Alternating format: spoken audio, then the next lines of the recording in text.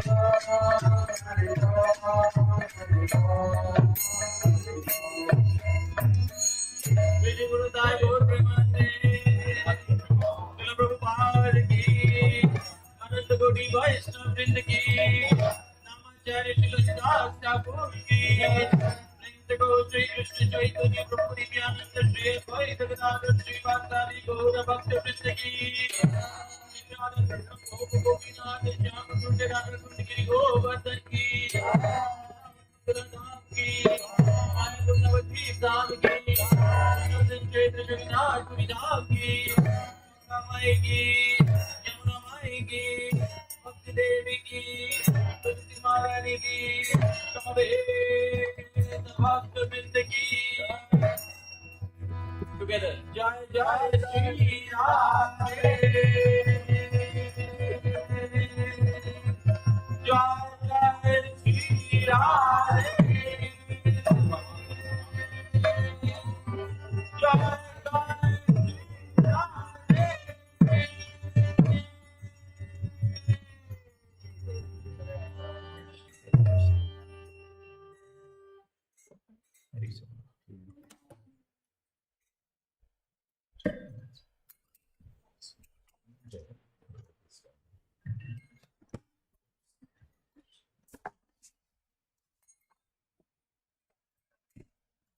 Hare Krishna.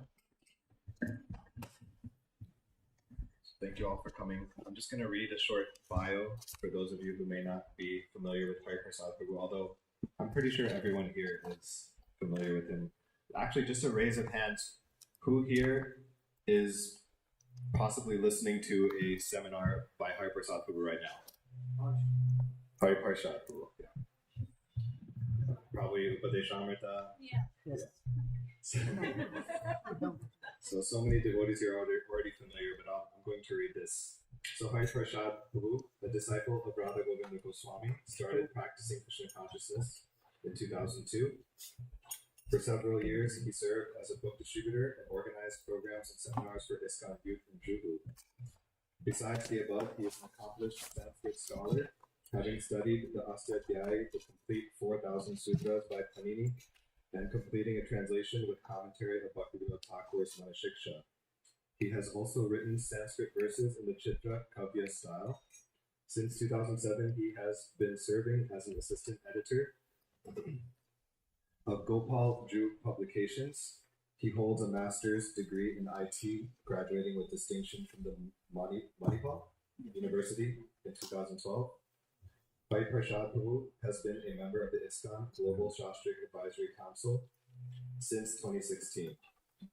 And I'll just add to this that he's just completed the first installment of maybe his most prized work, his life's work, his commentary, his translation of the commentary of Parisuri, a great Vaishnava scholar and devotee of our tradition, and that covers up to what section of the 10th canto? First seven chapters. It's in Hindi right now, hopefully coming to English. So I'm sure if anybody would like to purchase a copy of that book, we can make that possible. So I'll stop talking now. And Parshad prabhu, thank you so much again for being here with us. Just a quick question. Is it getting translated now? If so, there is a translation going on in English. Who's doing it?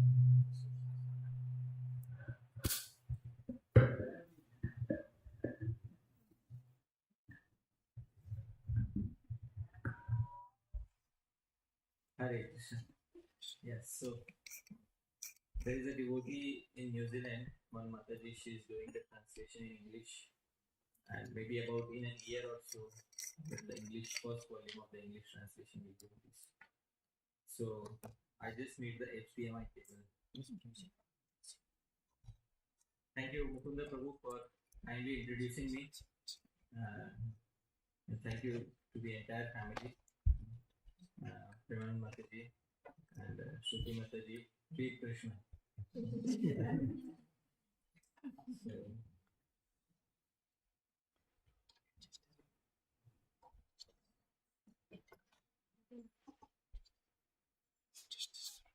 So thank you, all of you dear devotees, for kindly being present here today. I'm really very grateful to all of you. Balram Prasad Prabhu, thank you Prabhuji for kindly opening the doors to your home and organizing this wonderful program. So the Jiva Goswami says in Gopal Champu that Grihasthas who open the doors of their homes for organizing programs are just like the roses of Vrindavan. How many of us have experienced the roses of Vrindavan? Yes. There's something special about the roses of Vrindavan. What is special here? Very fragrant. So similarly, these roses of Vrindavan, Sri Jiva Goswami says, they are able to attract many living entities, especially there are many bumblebees who are flying above Sri Vrindavan who have no plan to stay in Sri Vrindavan. They just want to go over to some other place. But these roses, they attract the bumblebees through their fragrance, and then these bumblebees manage to stay forever in Sri Vrindavan. So I was traveling here and there everywhere, but Balram Prasad to go open the door of his home. It was nice fragrance of Prasadam coming. So I decided to stop here. So anything for free Prasadam? Thank you. Kaduna's getting something to put it on top of. Yeah. Do we have a HDMI working? Yes, please. Is it connected to? I have connected my.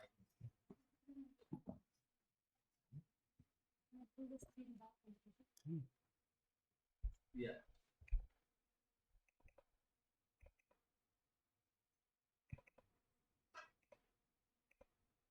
It should show on the. Alright, we'll try to work out the connection with the HDMI. that thing was good.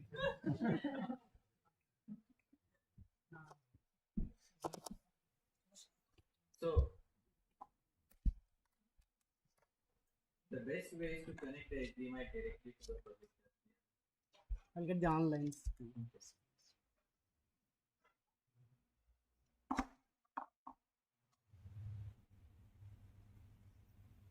So meanwhile, dear devotees, once again, I'd like to thank all of you for kindly being present here. Yeah.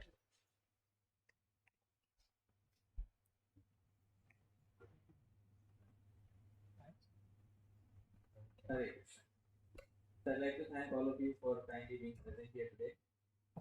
It is Vaishnava tradition to give thanks to the audience. The audience comes sacrificing the most important resource of their lives. What is the most important resource of our lives? We have two main resources in our life. One is money, one is time. And one of these resources is non-renewable. You can't get it back once you have spent it. Which resource is that? Time. So right now what you have given to me is the most important resource of your life, your time. And this time you will not get it back in your life. So therefore I have to ensure that I at least say a sincere thanks to all of you for kindly coming here. So my sincere thanks to all of you dear devotees for kindly being here. The program is successful mainly because of the audience. Because if the audience is not present, then who will I speak to? So I will only speak to the father of Narsimha Dev.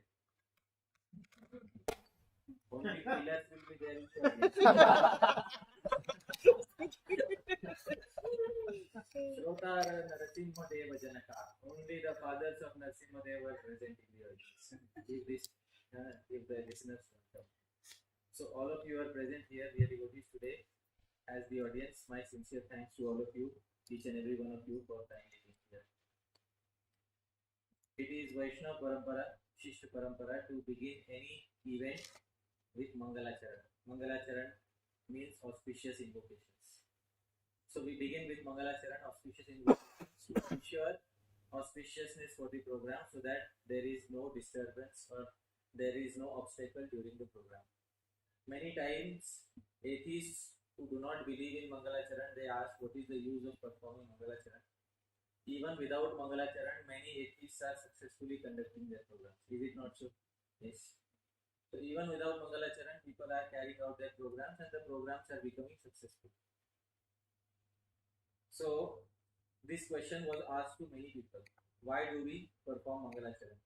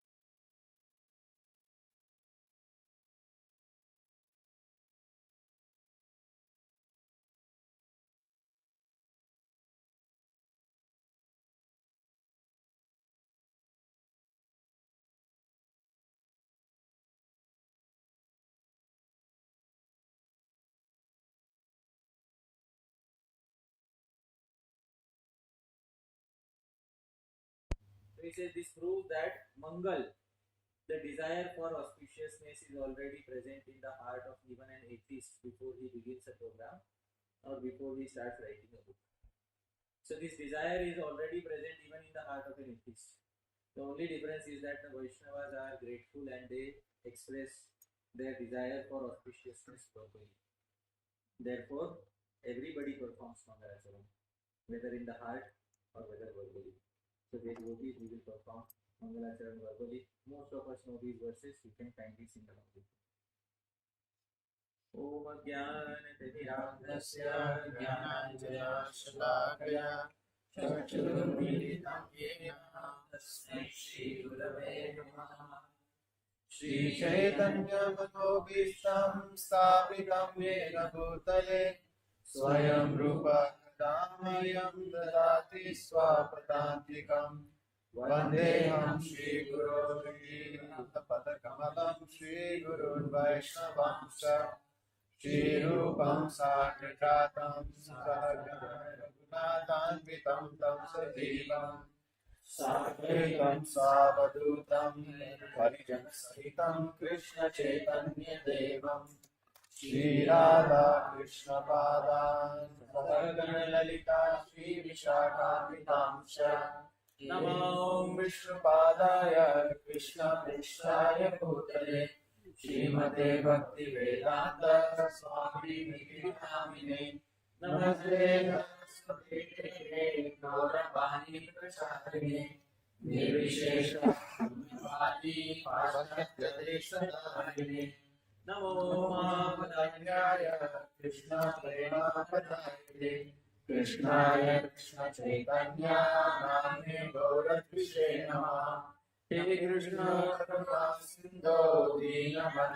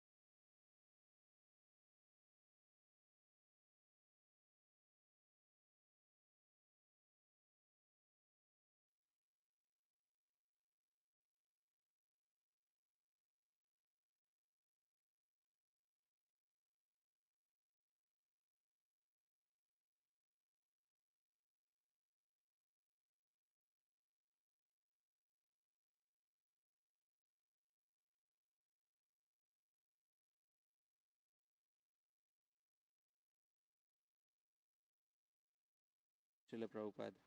So Srila Prabhupada says something in his introduction to Bhagavad Gita as it is.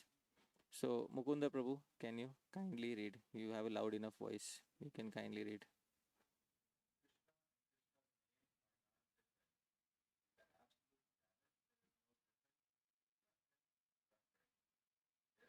We have to practice remembering the Lord always, 24 hours a day, by chanting his names and molding our life's activities in such a way that we can remember him always. Yes. Srila Prabhupada is specifying here that we have to chant Bhagwan's name so that we can remember him. Finally, after we perform our Japa, our Kirtan, the final end result to be achieved, Srila Prabhupada says, is Smaran or remembrance of Bhagwan. Therefore, dear devotees, I would like to specify that these three limbs of our bhakti, Japa, Kirtan, and Smaran, are to be studied in great detail so that we understand the purpose of these three. We will begin with the very first, What is the very first amongst these dear devotees? Japa. Let's begin with defining japa. Dear devotees, I would like to invite definitions of japa from all of you. What is the meaning of japa? Can anybody try and answer this question? Okay, japa means chanting. Wonderful. ठीक है. Hare Krishna. Japa means chanting. Any other answer? Repeating something again and again. Wonderful. Yes, Mukunda Prabhu. Private mantra meditation. All right, wonderful. So these are all very valid answers. Anybody else would like to try one or two more definitions of japa? Calling Krishna. All right. So this is also a nice definition. Yes, Mataji. So softly reciting a mantra. Wonderful. Thank you, Mataji. So many definitions were spoken. Mataji's definition came very close. Srila Rupa Goswami in Bhakti Rasamrita Sindhu has defined 64 limbs of bhakti. Amongst the 64 limbs of bhakti, limb number 33 is japa, dear devotees. So we will see the definition of japa from Srila Rupa Goswami himself directly. This is the definition that he specifies in the Bhakti Rasamrita Sindhu. Please repeat after me. Mantrasya sulaghucharo japa etyabhidhiyate. Uchara refers to utterance. Dear devotees, if uchara is utterance, what is laghu uchara? Soft utterance. And then what will be sulaghu uchara? Yeah, super soft utterance. Mantrasya, of any mantra, japa iti is known as what, dear devotees? Japa. So this is the translation. Mukunda Prabhu, can you kindly read the translation? All right.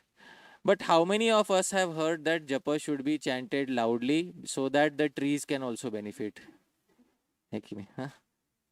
Yes. Some of us have tried to give benefit to the trees also. Hai na? Mountains. Huh? So are we in conflict with our own Acharya, dear devotees? Our own Acharya is saying super soft utterance of a mantra is known as japa. And we have been told chant as loudly as possible.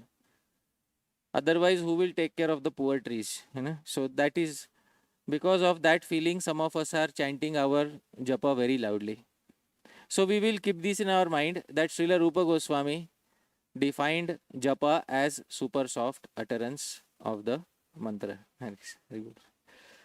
Now there is another wonderful definition of japa in our sampradaya by another Acharya. His name is Srila Dhyana Chandra Goswami. Sri Dhyan Chandra Goswami has written a wonderful literature called Gaura Govinda Archana Smaran Paddhati. Srila Bhakti Vinod Thakur mentions this literature many times in his Jaiva Dharma and other literature. He has given a very nice definition of japa in his Gaura Govinda Archana Smaran Paddhati. His definition is very succinct and to the point. This is his definition. I will sing, please repeat after me. Mano madhye sthito mantro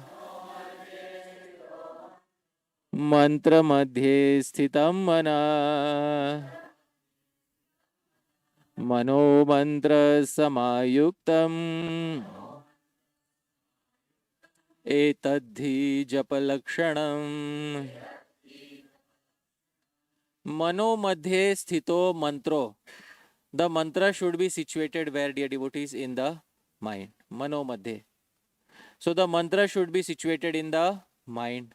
Mantra madhye sthitam manaha. And the mind should be situated in the mantra. So the mantra situated in the mind and the mind situated in the mantra.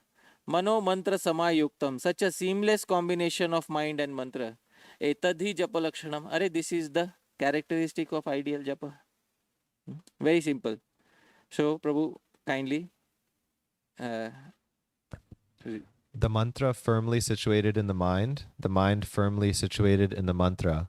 Such a seamless connection of the mind and mantra is the characteristic of ideal japa. Wonderful. So this is another definition of japa that is present in our sampradaya. Finally, the mantra is supposed to be situated where? The mind. All right. Many of us have heard when we are asked how to chant japa effectively.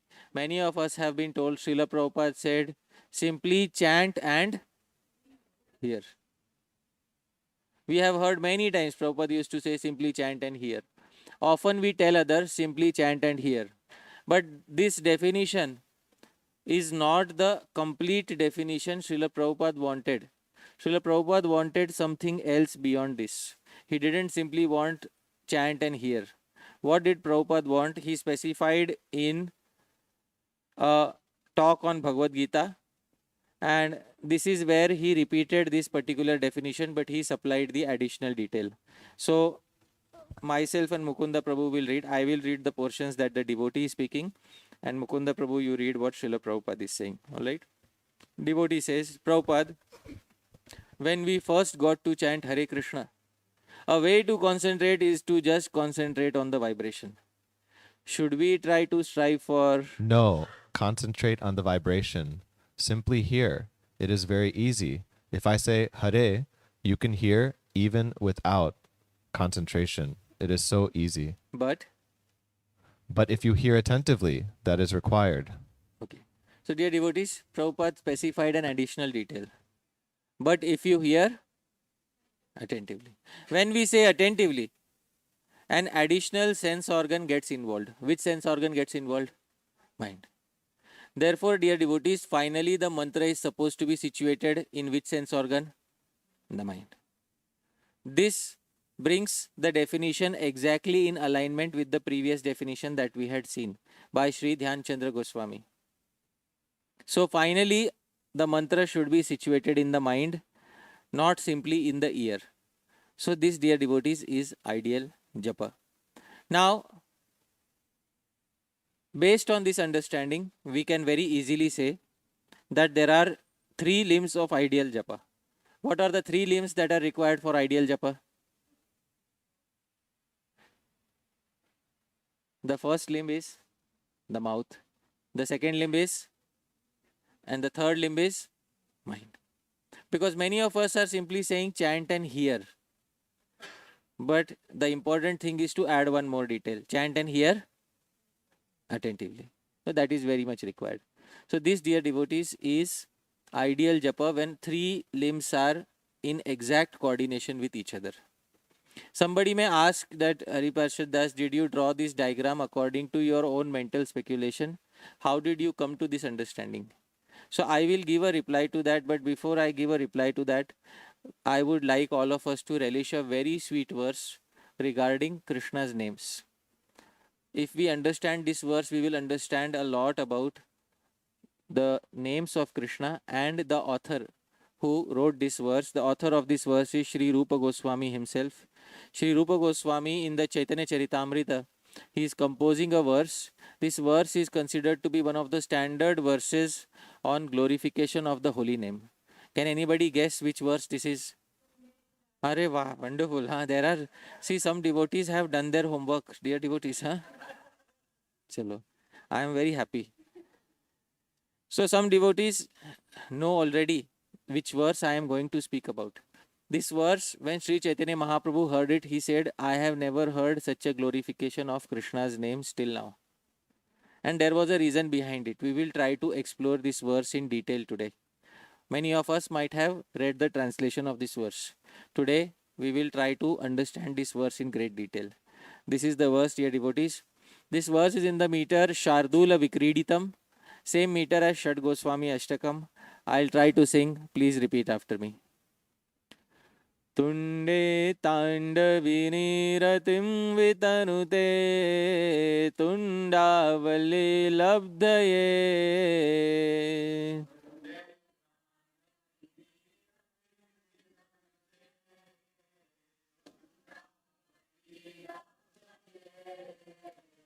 कर्णक्रोडकडम्बिनी घटयते कर्णार्बुदेभ्यः स्पृहां कर्णक्रोडकडम्बिनी यते कर्णार्बुदेभ्यः स्पृहा चेत प्रांगण संगिनी विजयते सर्वेन्द्रियाणां कृतिं चेत प्रांगण संगिनी विजयते सर्वेन्द्रियाणां कृतिं no जाने जनिता की यद्भिरमृतैः कृष्णेति वर्णद्वयी no जाने जनिता भिरमृतैः कृष्णेति वर्णद्वयी.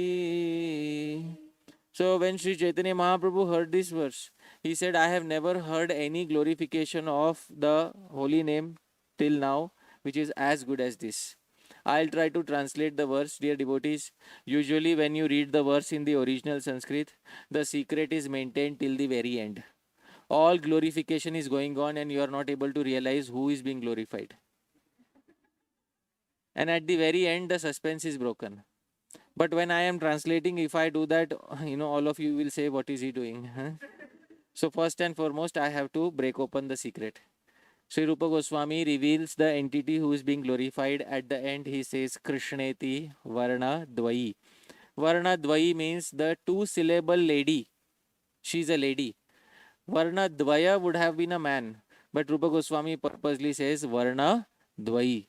The two-syllable lady. This lady made out of two syllables. What are the two syllables, dear devotees? Krishna. Now he describes the wonderful qualities of this two-syllable lady in the first three lines. Rupa Goswami says, Tunde. When this lady enters into the assembly hall of the mouth. Tandavini. She starts dancing in the assembly, dear devotees. Now question may arise, who is sitting in the assembly hall of the mouth? The answer is 32 Dvijas are sitting. What is the meaning of Dvija? Twice born. So teeth take birth how many times, dear devotees? Twice. So 32 Dvijas, twice born, are sitting in the assembly of the mouth. And this lady of two syllables starts dancing in the assembly hall of the mouth. Ratim Vitanute. And she distributes a lot of joy in this assembly. And dear devotees, after a dancer dances nicely and distributes a lot of joy, traditionally dancers would be given a reward. So she is also expecting some reward. What reward is she expecting? Rupa Goswami says, Tundavali labdhaye. He says, she wants Tundavali, many more assembly halls where she can dance similarly. Dear devotees, this is a lady who is interested in taking over the assembly hall of the mouth. She is interested in takeover. Second, Karna Kroda. Kroda means hole. Karna means the ears. When she enters into the ear holes, Kadambini, she sprouts vigorously like Kadambini. Now Kadambini, how many of us have heard of Kadambi Shak? Anybody from eastern part of India here? Anybody from Bengal or Orissa? No, no. The author was from eastern part of India. Dear devotee. Karna Kroda Kadambini. When she enters into the ear hole, she sprouts like Kadambi Shak. In English, it is called water spinach. In Hindi, it is called Kalam Shak. Huh? So, how many of us have seen water spinach or Kadambi Shak? No, many of us. You have seen, Mataji? Okay. So, yeah. So, Kalmi Shak. See, one devotee has heard. Huh?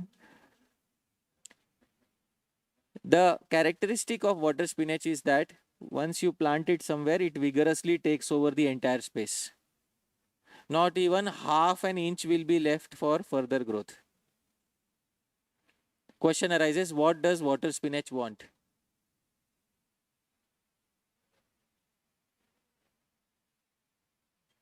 Yes, it wants more space to grow. So Karna Kroda, when she enters into the ear hole, she sprouts vigorously like Kadambini, like the water spinach. And if you have not seen water spinach, don't worry, we have PowerPoint today. I will show. Okay. Ghatayate Karnarbudebhyas Priham, and she desires millions of more ears for further expansion. So, dear devotees, when she enters the ear holes, her nature changes and she starts taking over the ear. Chetaha Prangana. Finally, when she enters into the Prangana, the courtyard of the mind, Chetaha. When she enters into the courtyard of the mind, Sangini, she enters as the Sangini, newly wedded wife. Dear devotees, when a lady enters a home for the first time as the newly wedded wife, some rituals, some ceremony takes place. Does anybody know which ceremony takes place when she enters the home for the first time?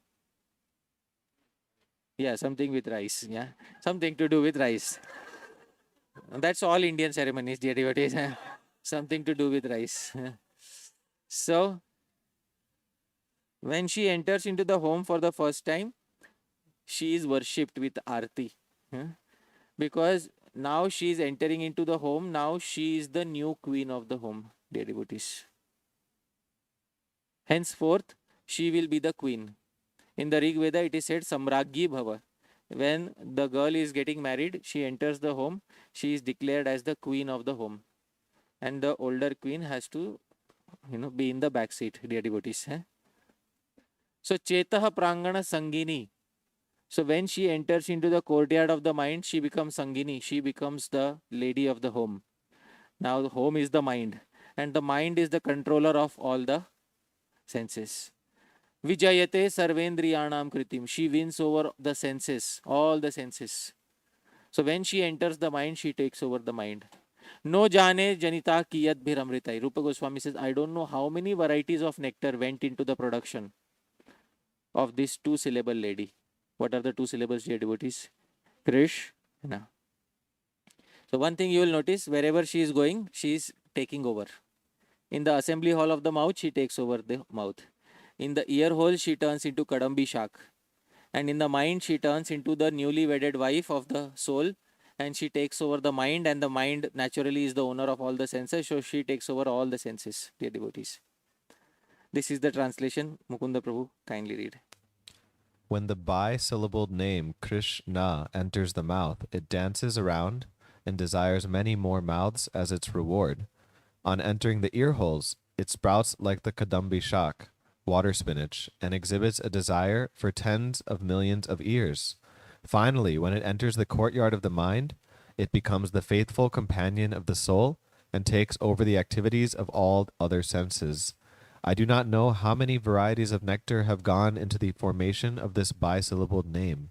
Yeah. So this, dear devotees, was Sri Rupa Goswami's verse. Now, I would like to go back and I would like to ask a question. Dear devotees, what is the first term on the first line of the verse?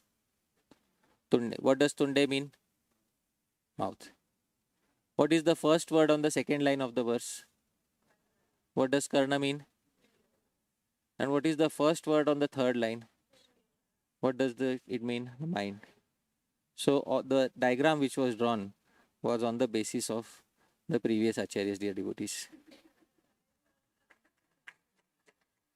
So according to Sri Rupa Goswami himself, the names of Krishna are supposed to reside in three places: Tunda, Karna, Cheta.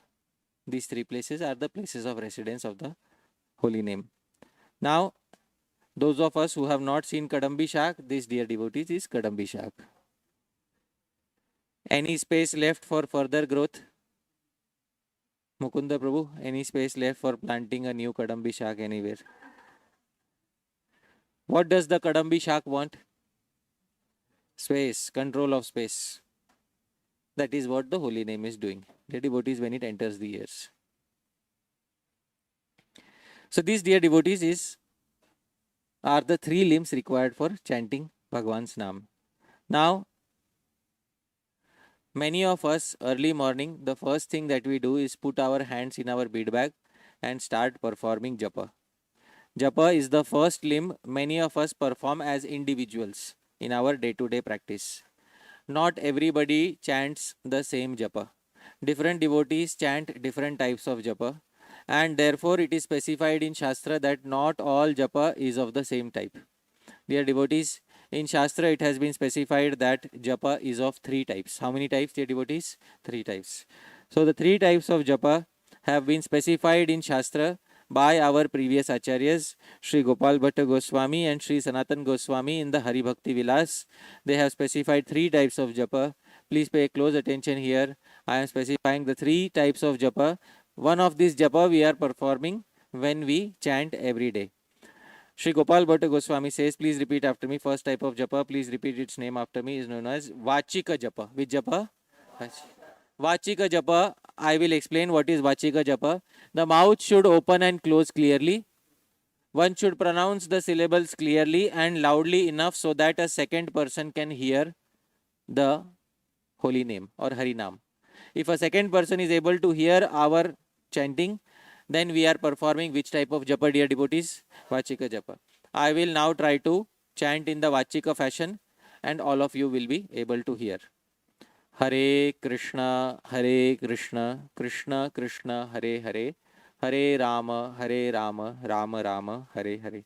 This, dear devotees, is which type of japa? Vachika. Second type of japa, please repeat after me. Upamshu japa. Upamshu japa, Gopal Bhatta Goswami defines. In this japa, the lips move slightly, the tongue also moves slightly. One pronounces loudly enough so that one can hear oneself clearly. A second person should not be able to hear us. Alright, once again. The lips move slightly, the tongues move slightly. We chant loudly enough only so that who can hear? Ourselves. We should be able to hear ourselves clearly. A second person should not be able to hear. This, dear devotees, is known as which japa? Upamshu japa. So this is Upamshu japa. I will now try to chant Upamshu japa. But because it is the mic, you will be able to hear me. If the mic was not there, you would not be able to hear me. Hare Krishna, Krishna Krishna, Hare Hare, Hare Ram, Ram Ram, Hare Hare. This, dear devotees, is known as which japa? Upamshu. Third type of japa, dear devotees, please repeat after me. Manasika japa. What is Manasika japa? In this japa, Sri Gopal Bhatta Goswami says, the mouth doesn't open at all. Mouth remains closed. The tongue also doesn't move very much at all. One chants using the mind and one hears using the mind.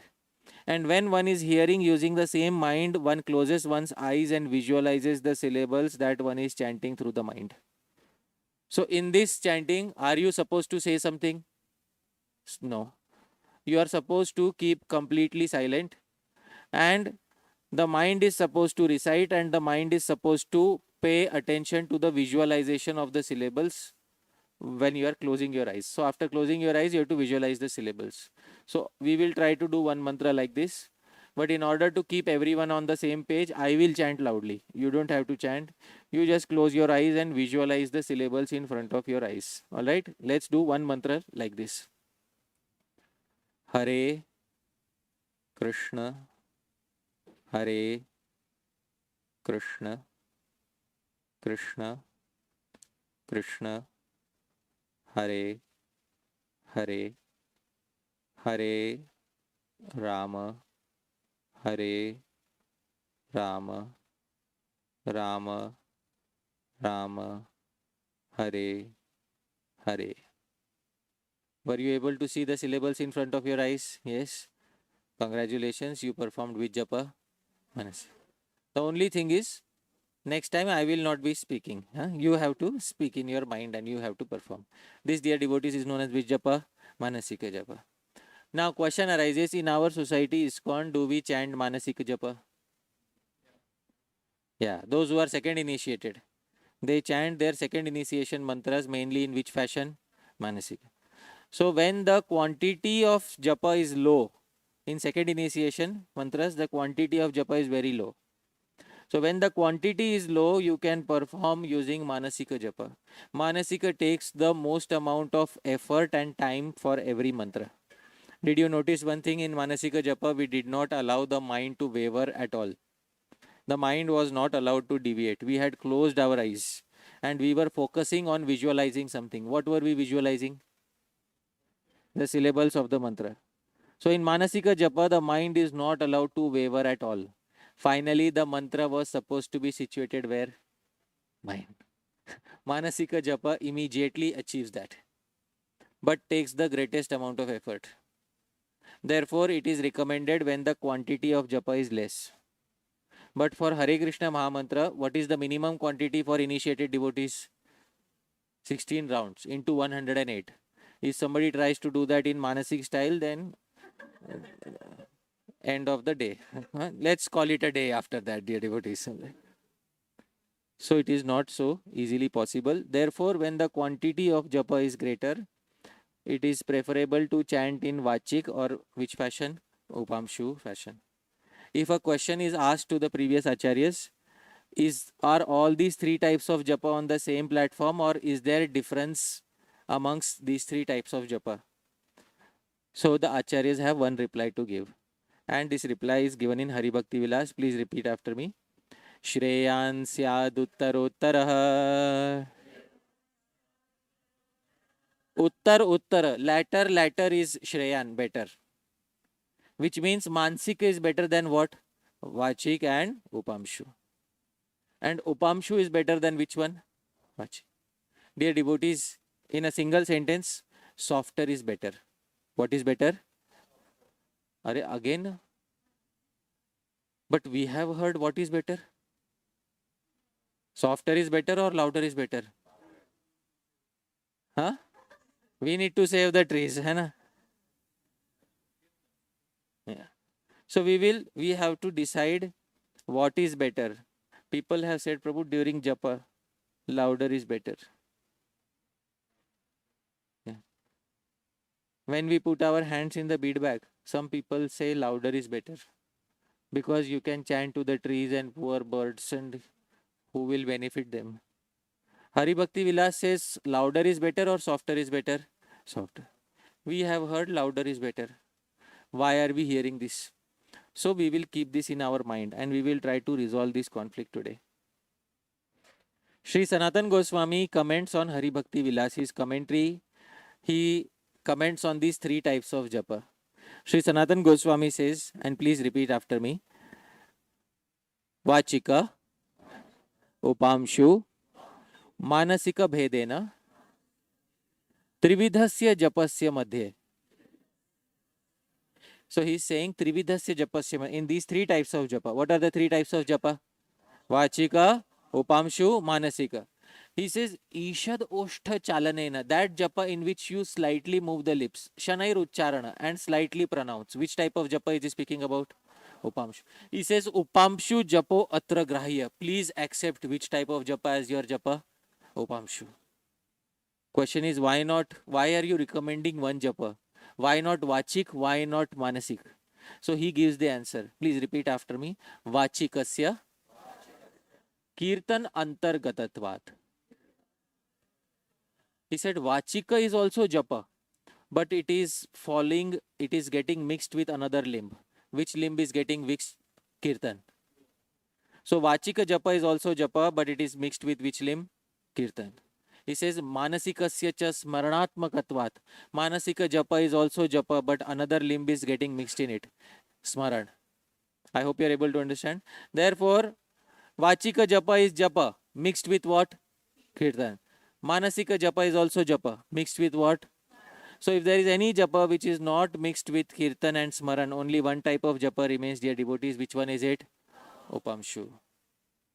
So Upamshu is the only variety of japa which is japa without any mixture of any other limbs. Dear devotees, I hope you are able to understand. Upamshu is which type of japa, soft or loud? Sri Rupa Goswami specified. Japa is which utterance of mantra? Soft utterance. All the acharyas are falling in one straight line, dear devotees. Japa is ideally soft utterance of mantra. But we have heard that japa means loud. So we need to understand that whenever we hear instructions like this, chant japa loudly. Somebody has confused instructions of japa with instructions for kirtan. That is why they are recommending us to chant japa loudly. There is a difference between japa and kirtan, dear devotees. I will specify the difference using three Pramanas, 3 verses. In the Prema Vivarta of Sri Jagadananda Pandit, this is specified in one clear verse. Please repeat after me. Laghu chare japa hai,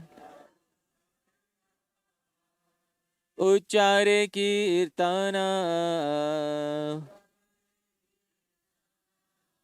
Laghu uchare, when you utter softly, japa hai, it becomes known as what? Uchare, when you pronounce audibly, it becomes known as what? Kirtan. So this is what he says. Soft utterance is japa, audible utterance is known as what, dear devotees? Kirtan. This is the first difference. Acha, when it comes to Kirtan, the instruction is exactly the opposite. Chaitanya Bhagavat says, please repeat after me. Uchchai shatagunam bhaved. Louder is 100 times better. I hope you're able to understand. Huh? So when the previous slide Hari Bhakti Vilas says softer is better, but it is giving instructions for which limb of bhakti? Japa. This slide says louder is better, Chaitanya Bhagavat, but it is giving instructions for what? Kirtan. I hope you are able to understand. So this is the basic difference between Japa and Kirtan. In Japa, softer is better. In Kirtan, louder is better. Now somebody may ask, when should we perform Japa and when should we perform Kirtan? So the answer is also given in Chaitanya Bhagavat. Please repeat after me. Japile Shri Krishna Nama आपन से तरे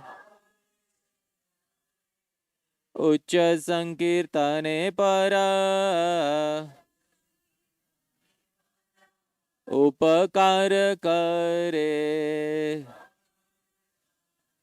So Japile Shri Krishna Nam, when one performs what? Japa, apane se tare, he delivers whom?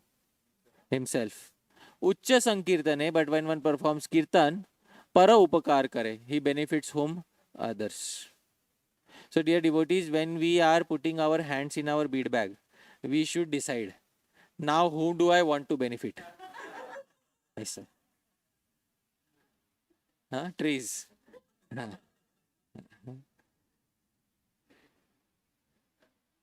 Because what is happening, let me tell you. Some people sit in a Japa group and then they decide, today I am going to give full benefit to Prabhuji. Prabhuji, poor Prabhuji, your name? Jaidev Prabhu. Wow. So today I will give full benefit to Jaidev Prabhu. Huh? Jaidev Prabhu, he has come, innocently. He doesn't know what is going to happen to him today. Huh? So Jaidev Prabhu sits with me, his misfortune today, he is at with me for Japa. And Jaidev Prabhu is trying to concentrate his mind. And in between, I come and I sit down. Hare Krishna, Krishna Krishna, Hare Hare. Hare Ram, Ram Ram, Hare Hare. So this is what I call intimidating Japa. Hare Krishna, Krishna Krishna, Hare Hare. Hare Ram, Ram Ram, Hare Hare. Like I am the boss around here, Japa, dear devotee. So,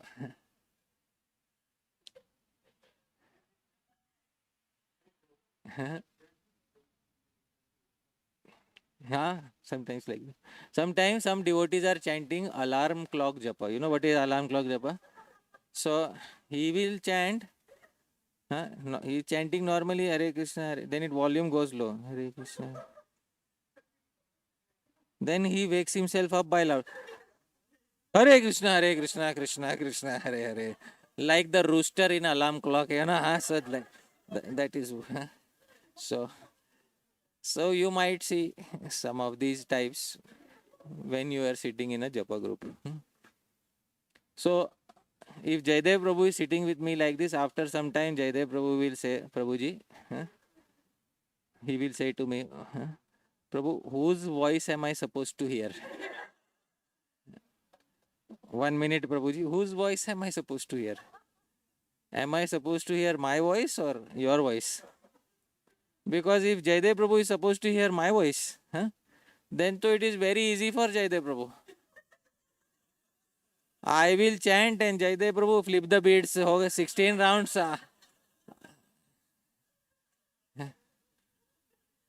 Mukunda Prabhu, tomorrow morning we are having loud japa session. ठीक है हाँ? All of you come with your beads. I will chant loudly. All of you just have to do one thing. What do you have to do? Flip the beads. है ना? How many of you would like to come to such a japa session? Huh? Okay. Wonderful. Huh? So, dear devotees, in japa we are supposed to hear whose voice? Our own. And when it is kirtan time, then don't hesitate, because see, when Rath Yatra may be coming up. Huh? So Rath Yatra is coming up. In Rath Yatra, dear devotees, I have seen many devotees who during Rath Yatras their hands are in the bead bag. So in my mind I am thinking, Are Baba, this is time for Japa or Kirtan. Huh? So when you are supposed to give benefit to yourself, you give benefit to others. And when you are supposed to give benefit to others, you are giving benefit to yourself.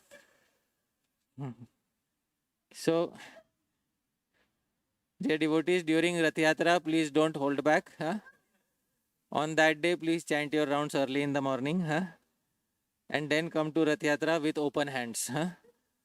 And then when you are chanting during Rath Yatra, please chant as loudly as possible. Uchchai Shatagunam Bhavet.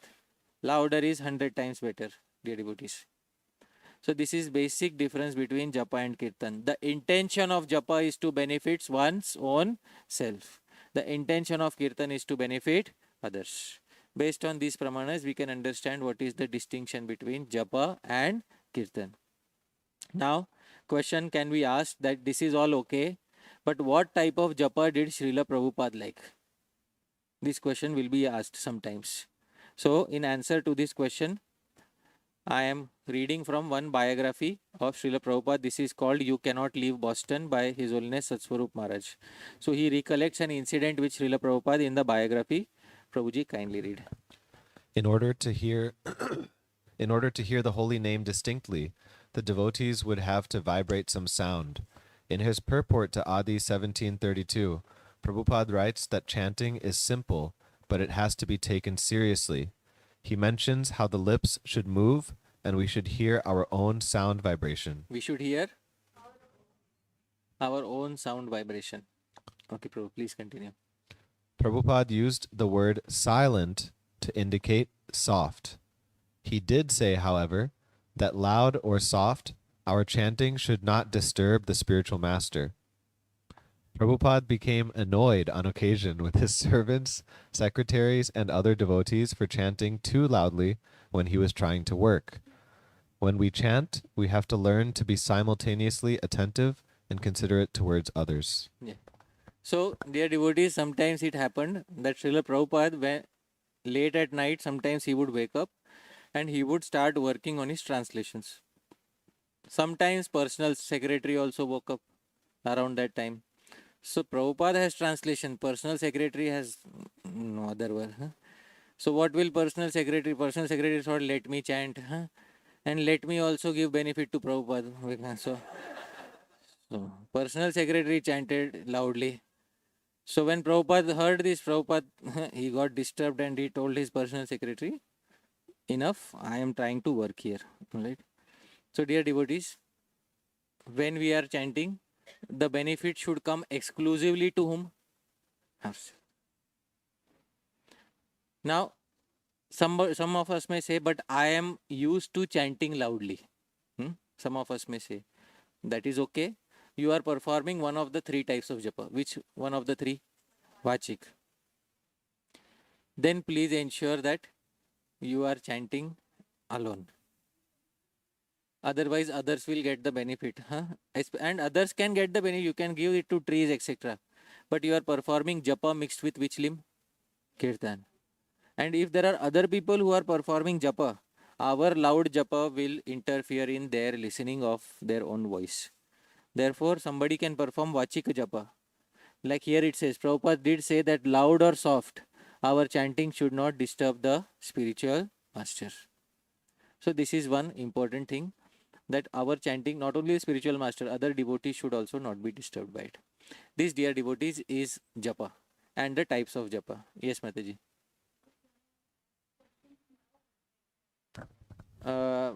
You can ask one query now, no problem, Mataji. Okay. Thank you. Okay.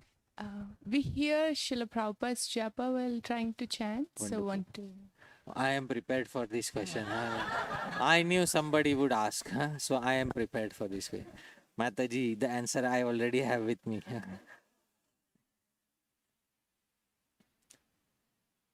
I asked this query to His Holiness Giriraj Swami Maharaj.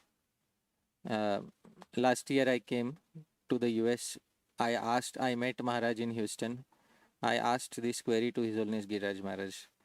That Maharaj, when did the practice of hearing Prabhupada's Japa tape begin in the movement? At that point of time, Maharaj said that it began some time after Srila Prabhupada left the planet. It also happened once, he said, during the personal presence of Srila Prabhupada, that Prabhupada would often go on morning walks and Prabhupada would be with many devotees. One time, Srila Prabhupada saw that one particular devotee has something in his ears. So, in those days, they would have these big ones, So Prabhupada asked him, what is it? So that devotee said, Prabhupada, I am listening to your japa. So Prabhupada said, you are supposed to listen to whose voice? Your own voice. So listening to Prabhupada's japa tape is good, but it has one purpose and only one purpose. If somebody wants to pace their chanting correctly, that a japa tape helps initially. And in order to utter the words along with Srila Prabhupada, all the words clearly, for that the japa tape helps. But finally one is supposed to hear whose voice? One's own voice. So finally that is what it is. Traditionally, since Sri Chaitanya Mahaprabhu, all the acharyas while performing japa have heard their own voice. So that is the tradition established. So that tradition will always remain, and it will always remain the most authentic way of performing japa. That is to hear your own voice. Because if I am supposed to hear Srila Prabhupada's voice, then to it is very easy for me. Once again, okay? I will chant, I will put on that YouTube video. There is, just you have to type in YouTube, Srila Prabhupada 16 rounds. And then play the video. And then I simply have to do what? Flip the beads.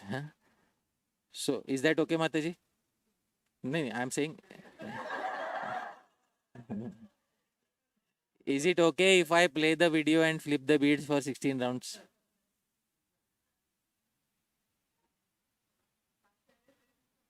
Okay, but Acharya to never said, Actually, no Acharya said, not even Srila Prabhupada said. So that is not okay. One time, one devotee came to me, Mataji, and I was in youth forum. I just joined ISKCON youth forum. 3-4 years had passed. One devotee came to me. And that time YouTube was new. So he said to me, Prabhu, I will tell you one secret. I said, what? Prabhu, you can chant 64 rounds in 2 hours. Come again. Prabhu, you can chant 64 rounds in 2 hours. I said, no. I never thought it was a numbers game, but somehow, sometimes, some devotees make it a numbers game. You chant 64 rounds. So I said, I was curious, so I just played along, how can you chant 64 rounds in 2 hours? He said, you see, you take Prabhupada's tape. I said, okay. In those days, we did not have, YouTube was just new. In those days, we had an MP3 player. So he said, in my MP3 player, I have a setting, you can play at 4x the speed. I never thought of this here. You can, now in YouTube you have 2x. So you can type in YouTube Srila Prabhupada 64 rounds. There is one video. So where Prabhupada is chanting 64. That same, it is in loop. One mantra, not that Prabhupada. Same mantra in loop for 64 rounds. And if YouTube has 2x right now, huh? That Prabhu's MP3 player had 4x somehow. So I said, wonderful, yeah. Huh? I never thought. Finally, it is computer engineering which will help us chant 64 rounds in 2 hours. So, dear devotees, it is not a numbers game, and it is not, a struggle to chant as fast and as quickly as possible. It is just chanting on a normal speed and hearing one's own voice. So this is what I hope the query is satisfied, Mataji. So tapes are good for pacing one's japa and for making sure that one is chanting all the syllables correctly, because some devotees, they don't even chant the mantra fully. Some of us might have heard, Hare Krishna, Krishna Ram, Hare Ram, Krishna Krishna, Hare Ram, Krishna Hare. So some of you might have heard this, and and if you tell them, Prabhu, you are not chanting, Hare, how can you judge me? Hear me, then they will chant one time properly. Here, Hare Krishna, Krishna Krishna, Hare Hare, Hare Ram, Ram Ram. See, I am chanting properly. Then after 5 minutes again, Hare Krishna, Krishna Ram, Ram Hare. Next. I hope you are able. So this is what is going. Yes, Prabhuji.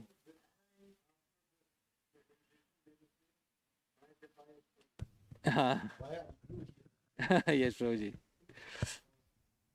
So this, dear devotees, is Japa. Now let's move to the second limb we were going to discuss. What is the second limb? Kirtan. So Kirtan, dear devotees, Sri Rupa Goswami in Bhakti Rasamrit Sindhu, he kept Japa as a separate limb, Kirtan as a separate limb. Japa was limb number 33 of 64. Kirtan is limb number 34 of 64. In English, Japa is also translated as, Mataji just said. Mataji, what was the translation of Japa? And Kirtan is also translated as? So if Japa is also chanting and Kirtan is also chanting, then everything becomes chanting. Therefore, it is happening that sometimes devotees are mixing up instructions for one chanting with another chanting. So dear devotees, Kirtan is a separate limb. Sri Rupa Goswami's definition of Kirtan. Please repeat after me. Nama Leela Gunadina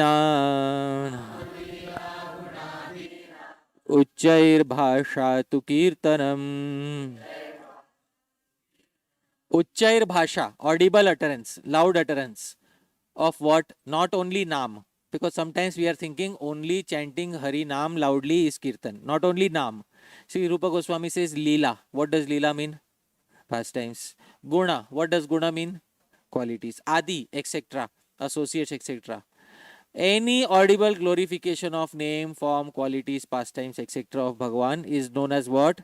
Kirtan. Prabhuji, kindly read the translation. The audible glorification of the names, pastimes, qualities, etc. of Bhagavan is known as Kirtanam. Okay. This widens our scope of Kirtan, dear devotees. Because some of us might be thinking that Kirtan simply means chanting the names of Bhagavan, using a mridanga, kartal or harmonium. No. Now I will ask a question. Please answer in yes or no. Somebody who is giving a Bhagavatam class, are they performing Kirtan or not? They are glorifying Bhagavan's Leela, Bhagavan's Guna, etc. Somebody who is giving a book to others and speaking to them about Sri Krishna, are they performing Kirtan or not? Yes. This is the reason why Srila Bhakti Siddhanta Saraswati Thakur would call book distribution as Brihad Mridanga. Mridanga is used in which limb? Japa or Kirtan? Kirtan. So therefore, dear devotees, many of us are performing Kirtan in our day-to-day lives. What is the Yuga Dharma of the age of Kali? Kirtan or Japa? Kirtan. Some people are saying Sankirtan, but between Kirtan and Japa, which is the Yuga Dharma? Kirtan.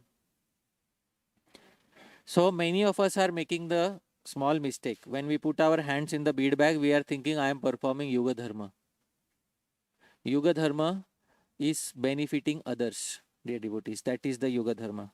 Self-benefit is not considered as Yuga Dharma. Yuga Dharma is Kirtan. What is the Yuga Dharma, dear devotees? Kirtan. What is the first activity that Sri Chaitanya Mahaprabhu performed early in the morning after waking up?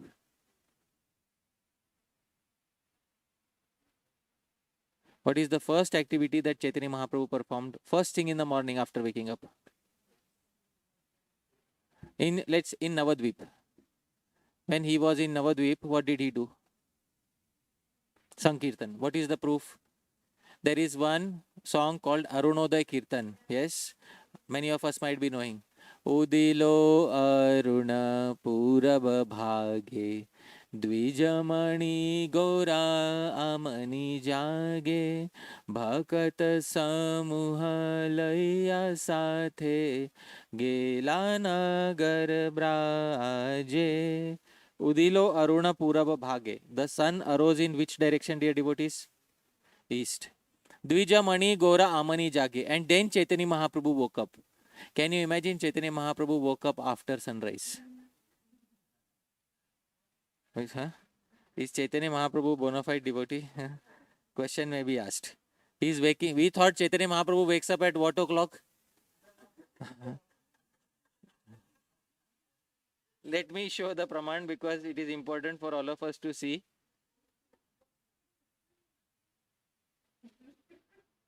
Alright. So, dear devotees, I will show to you Arunoday Kirtan. And this is what it specifies.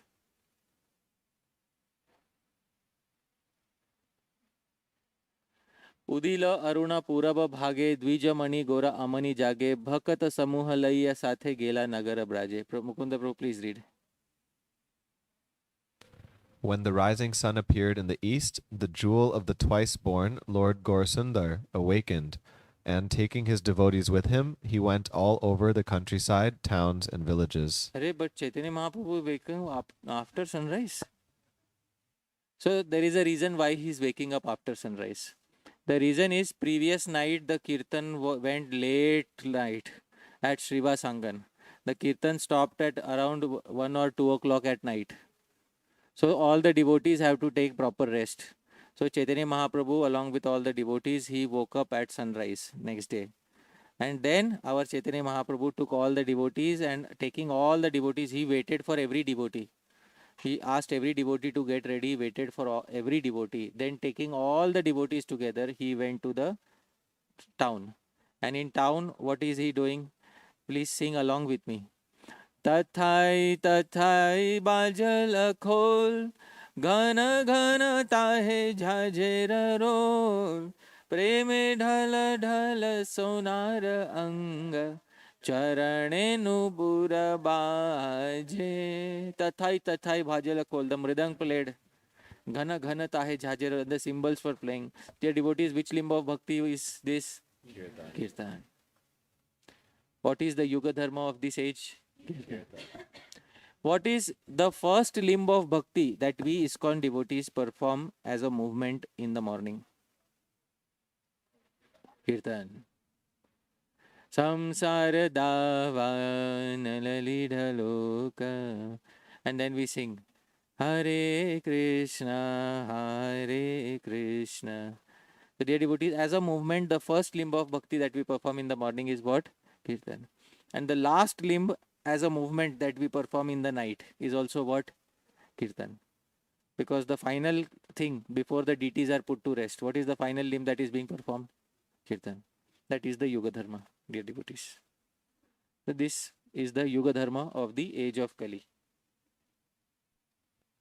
So this is our definition of Kirtan. Some of us have heard the term Sankirtan.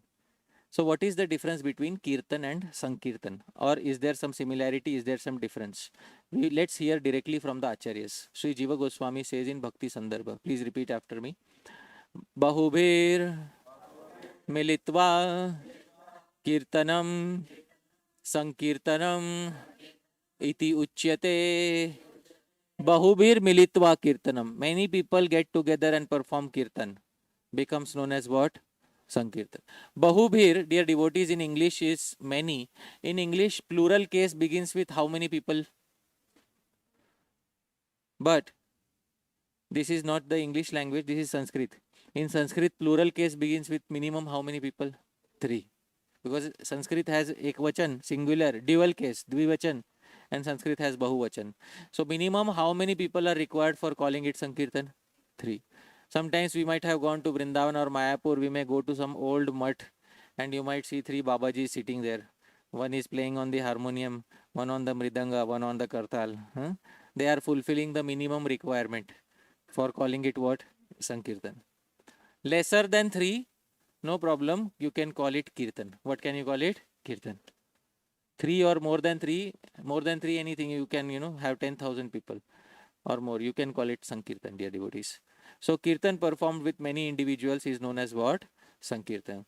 This implies one very important thing, that when somebody is singing Hari Nam Kirtan, the success of the Kirtan is not simply dependent on the poor person who has been given the harmonium.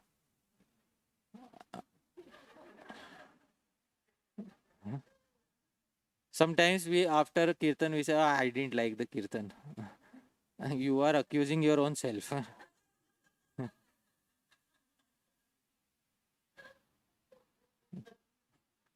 Some of you might have sung. How many of you sing Kirtan on harmonium? Please raise your hands.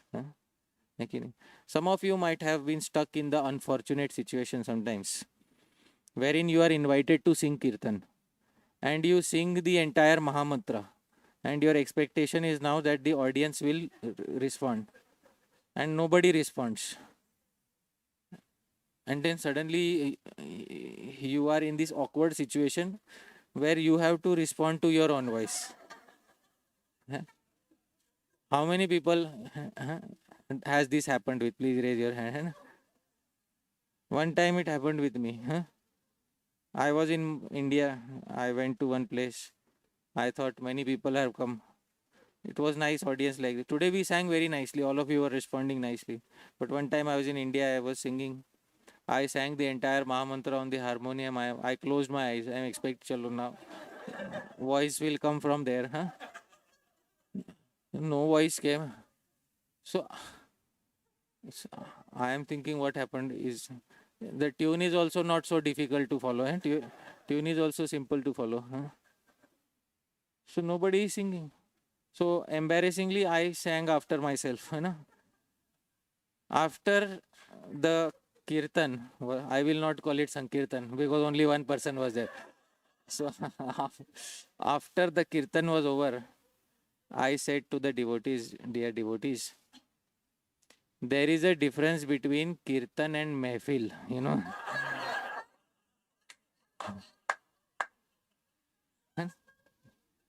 Mehfil, Hare Prabhu.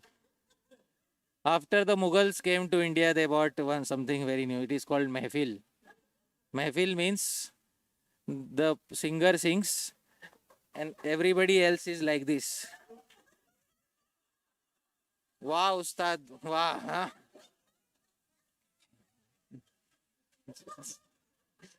So that is called Mehfil. Unfortunately, in India, some parts of India, people have become used to Mehfil. They thought this is Mehfil, and at the end of Kirtan, we will say, wow, Ustad, wow. And next level of Mehfil is called Farmaish. Farmaish is request. Prabhuji, can you sing this song for us? So, so, so, so I had to tell them that Mughal era is over. This is not Mehfil and not Farmaish. This is Sankirtan, and all of us are supposed to respond after the poor harmonium wala is singing. So, dear devotees, next time you see a person who has been given harmonium in their hands, you should understand that that person is in a difficult predicament. He is expecting your help. So when somebody is singing and when we are here for performing Kirtan, we should chant as loudly as possible. Okay, see, your voice is better. I croak like a frog. Still, I sing loudly. I say honestly. Still I sing loudly. My voice is not so good, but still I sing loudly. So, and some people are even more smarter. Huh? When other people are singing loud, they will only do lip sync. Huh? So let others sing loudly. I will only do Krishna. So I don't know why some people are always running in energy conservation mode. Huh? So that, that, that is what. So please, dear devotees, next time when some poor person is given the harmonium, huh, it is our combined responsibility to make Sankirtan successful. If the Kirtan was not good, it is also because of us that we did not sing along with them. Okay, so this is what it is. So this is Sankirtan. So difference between Kirtan and Sankirtan is Kirtan which is performed along with many individuals. Now we will come, dear devotees, to the third and one of the most neglected limbs of bhakti. What is that? Smaran. Some individuals think that Smaran is not required at all, although they are members of International Society for Krishna Consciousness. So this in itself is a contradiction. The society has been named after Smaran. Srila Prabhupada could have named the society International Society for Chanting Sri Krishna's names. But Prabhupada named the society International Society for Krishna Consciousness. And this indicates that the one of the most important limbs of our bhakti is Smaran. Now, if we have to define Smaran, the Acharyas say that Smaran is performed on multiple levels. So, depending on the advancement of a person, Smaran is on 5 levels. How many levels?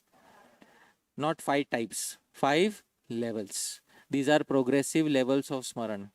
And Sri Jiva Goswami defines these 5 in the Bhakti Sandarbha. I will define these 5, all of these, and I will give the precise definition given by Sri Jiva Goswami. Please repeat after me. Level 1, Yat Kinchid Anusandhanam Smaranam. So, Yat Kinchid Anusandhanam. You are sitting somewhere. Casually, whatever you can remember about Krishna without putting in much effort. That is level 1, and the name is in red. What is the technical name? Smarana. So casually you are sitting anywhere. Jaidev Prabhu, you are casually sitting anywhere, not doing anything else. Casually, whatever you can remember about Shri Krishna. What is the pastime of Krishna that can easily come to your mind?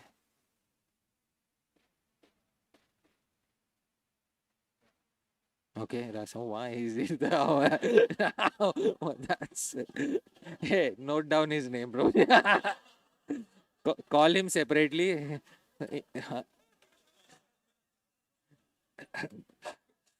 I was expecting my childhood pastimes. Since we have a Rasik Bhakti in the audience. Okay, Ras Leela, wonderful.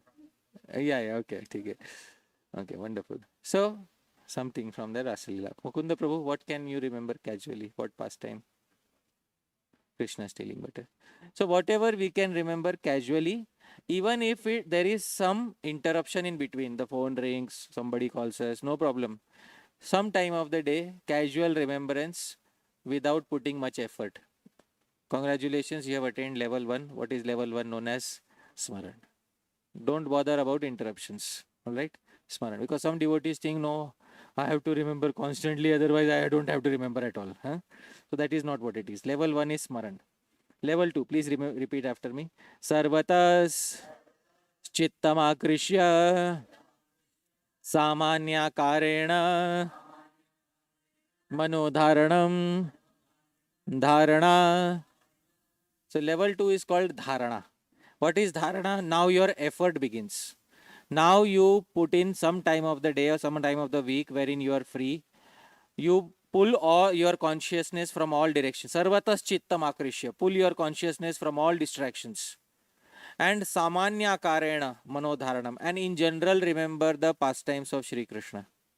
Don't go to a specific pastime. In general, remember, one after the other, any pastime. You have attained level 2. What is the name of level 2? Dharana. Your effort has begun. Level 3, the effort intensifies. Please repeat after me. Visheshato Rupadi Vichintanam Dhyanam. Now, once you have performed dharana, level 2, generally you have remembered all the pastimes. You will start having preferences. I like this one. I like this pastime. I like this name.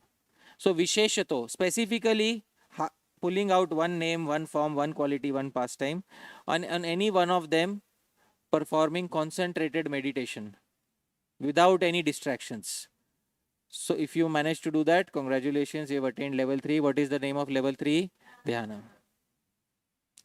After level 3 is practiced for a good amount of time, in level 4, you don't have to put much effort, it starts coming back to you. Sri Jiva Goswami says, please repeat. Amrita Dharava Avichinnam Tad Dhruvanusmritihi. Amrita Dharavat in level 4, like a stream of concentrated nectar. How many of us have seen a stream of nectar? Nobody saw. Okay. Okay, no. Like a stream of that heavenly nectar, Huh? So if you did not know, don't worry. See, we are all born after Industrial Revolution. So I will give an example from Industrial Revolution. Huh? Taila Dharavat. Huh? Like a stream of thick viscous oil. Huh? How many of us have seen? See, everybody born after Industrial Revolution. So what is the quality of the stream of thick viscous oil? Huh? There is no break. Wonderful.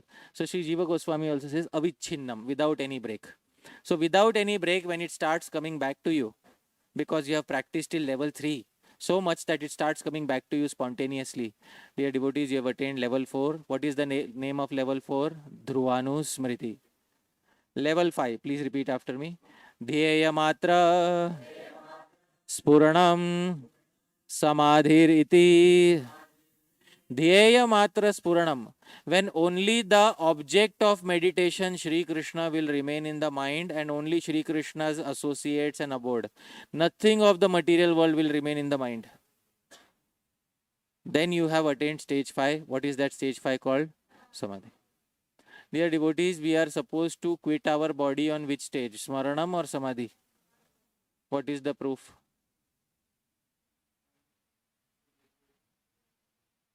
No. There has to be a proof in Shastra. Wonderful. Anta kale cha mam eva. What does eva mean? Only. Krishna's condition of perfection at death. Anta kale cha mam eva. At the moment of death, you have to remember me only. Because some individuals are thinking at moment of death, I will comfortably in one small corner of my mind have Krishna. And in another corner of my mind, I will have my brand new shiny red Tesla X model. And then one corner of the mind, I will remember Krishna. And another corner of my mind, my Tesla X red colored, with Garuda like wings.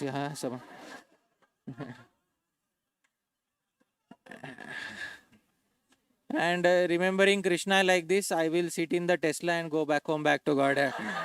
So, autopilot. So that is not going to happen, dear devotees.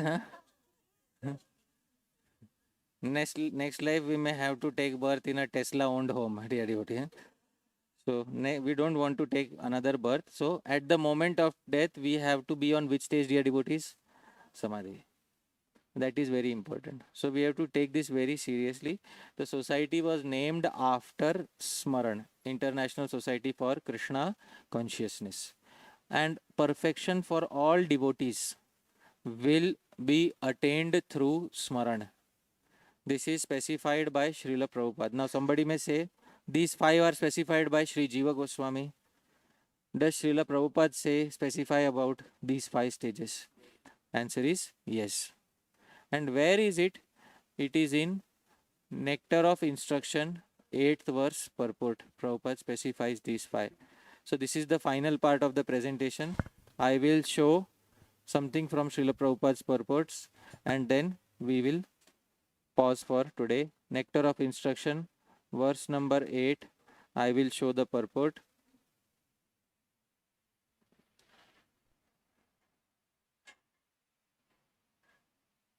Okay. So, Mukunda Prabhu, can you kindly read this paragraph? In the neophyte stage, one should always engage in hearing Krishna Katha. This is called Shravana Dasha, the stage of hearing. Okay. In the neophyte stage, a new devotee, Srila Prabhupada is saying in the purport of Nectar of Instruction, 8th verse. In the neophyte stage, a person should always engage in hearing which Katha?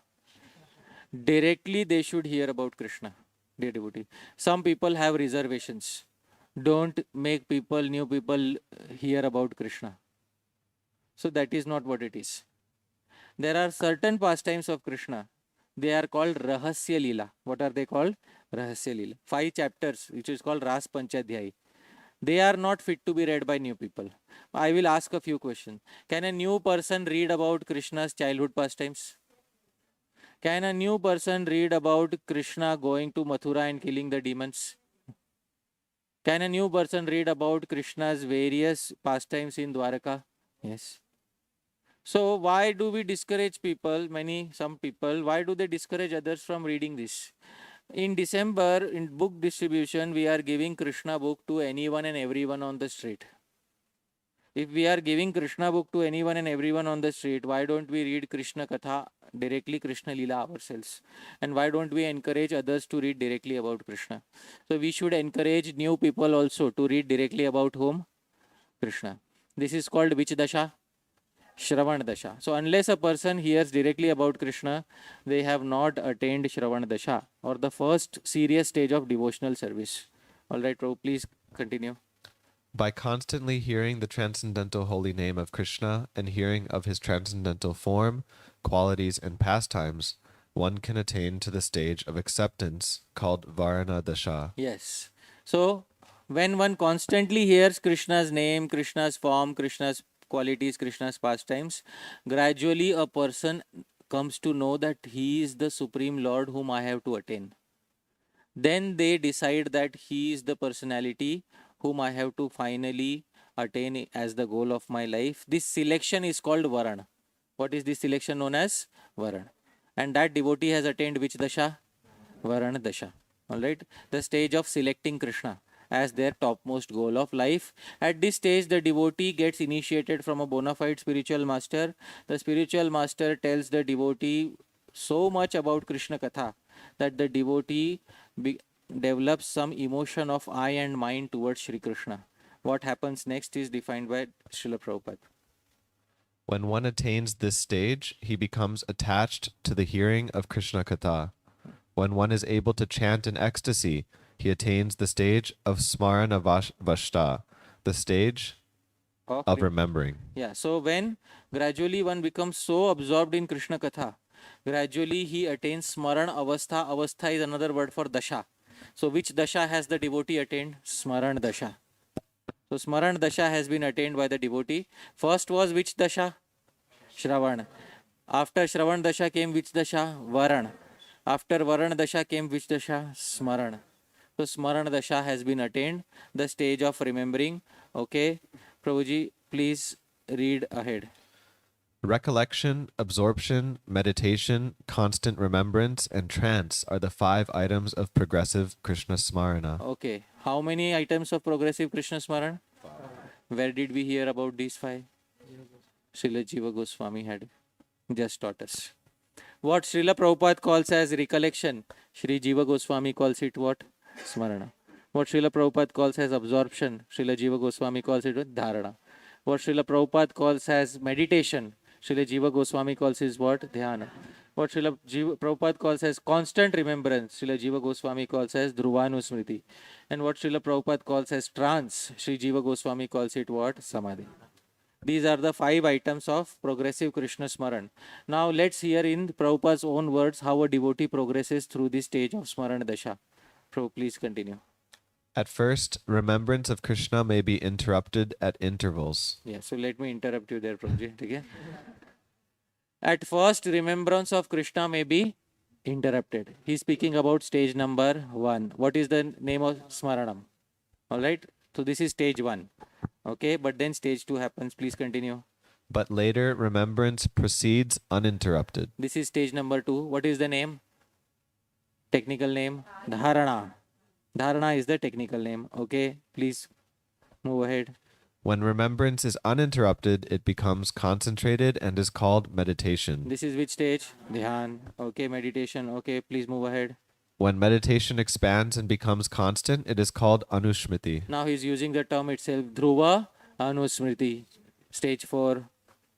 By uninterrupted and unceasing anusmriti, one enters the stage of samadhi or spiritual trance. This proves that the terms were taken from Srila Jiva Goswami's Bhakti Sandarbha.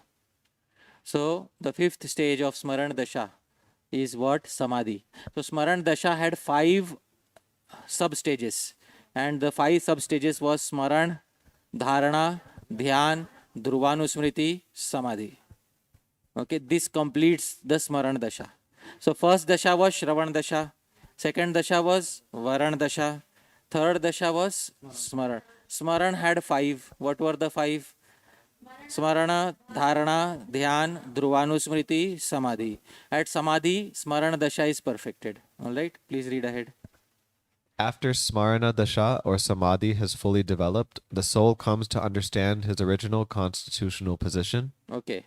When one enters Samadhi, at that time they get darshan of Shri Krishna.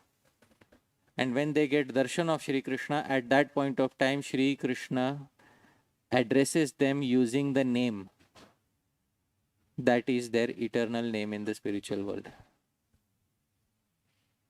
I hope you are able to understand. At that point of time, the jiva comes to understand something. Prabhu, please read ahead. At that time, he can perfectly and clearly understand his eternal relationship with Krishna. That is called sampati dasha, the perfection of life. Yes. So at that point of time, the jiva attains the final dasha, final stage, sampatti dasha. In my opinion, this is my opinion, this is one of the most important paragraphs in Srila Prabhupada's purports. It's right there in the top 3. See, the paragraph begins with what? In the neophyte stage. And the paragraph ends with what? Perfection of life. In one paragraph, the entire roadmap has been drawn. And this is what, is one of the most important paragraphs. For everybody, in order to attain perfection, they'll have to go through which dasha? Smaran dasha. Therefore, the paramount importance of Smaran in the life of each and every devotee. Therefore, the naming of the society behind Smaran, International Society for Krishna Consciousness. Direct absorption in Shri Krishna is very important for each and every devotee. Otherwise, it will not happen. So, this is where I would like to pause my speech. Once again, I would like to thank all of you very much for kindly coming here.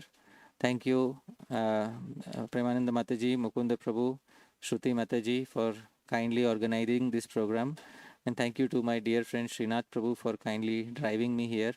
And, I also have some very nice friends here. Ganga Narayan Prabhu, thank you for kindly coming. Varshana Mataji, and with their 2 sweet boys, Govardhan and Gopa. Thank you.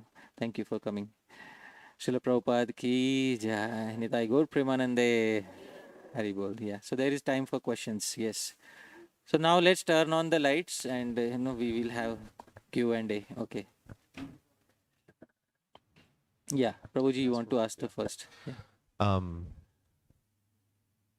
a good day, I will do some reading, some verse recitation, some chanting, some hearing, but I create like a hierarchy of what I consider important. I have dedicated time for reading, hearing, and I have a dedicated time for part of my chanting. And then the rest of my chanting is get it done somehow. So I'm wondering, can you speak on, like, with the limited, I mean, obviously, my premise is that I don't have enough time to do all of it with full dedication. So is it okay to prioritize one thing over the other? Is it just not? Am I not achieving? What should be the highest? In that collection of activities. Correct. So, with the limited amount of time that we all have, 24 hours, and we have to look at our professions, plus look at the family, and give quality attention to each and every aspect of our lives. Plus, we also have some services which are dear to us. Like some of us like to read, some of us like to perform kirtan, some of us like to chant. So, whatever seva is dear to us, but at least you said you prioritize certain number of rounds, which quality rounds, and the other number of rounds are ki chalo pull the bucket from the well type of rounds, All right. So sometimes we are just pulling the beads, sometimes we are chanting nicely. Actually, it is recommended, the recommendation in Shastra is given in Hari Bhakti Vilas. The Hari Bhakti Vilas says that one should try to chant one's rounds in one place and in a way that one can focus nicely upon them. But if it is not possible, then there is another recommendation in Shastra. You can select a certain number of rounds that you are chanting in one place. About chanting Harinam, there are no fixed rules. About Harinam, there are no fixed rules. So there is no rule in Shastra that you have to sit in one place and chant. But at least one thing we can do, that we should try to hear ourselves while we are doing japa. This we should do. Otherwise, that quality also is not there. So bare minimum quality is at least hear oneself while one is doing japa. There is a very nice verse in Hari Bhakti Vilas, and I would like to point out this verse. And this verse is from chapter 17 of Hari Bhakti Vilas. So this chapter is specifically about, oh my God. Okay. Yeah.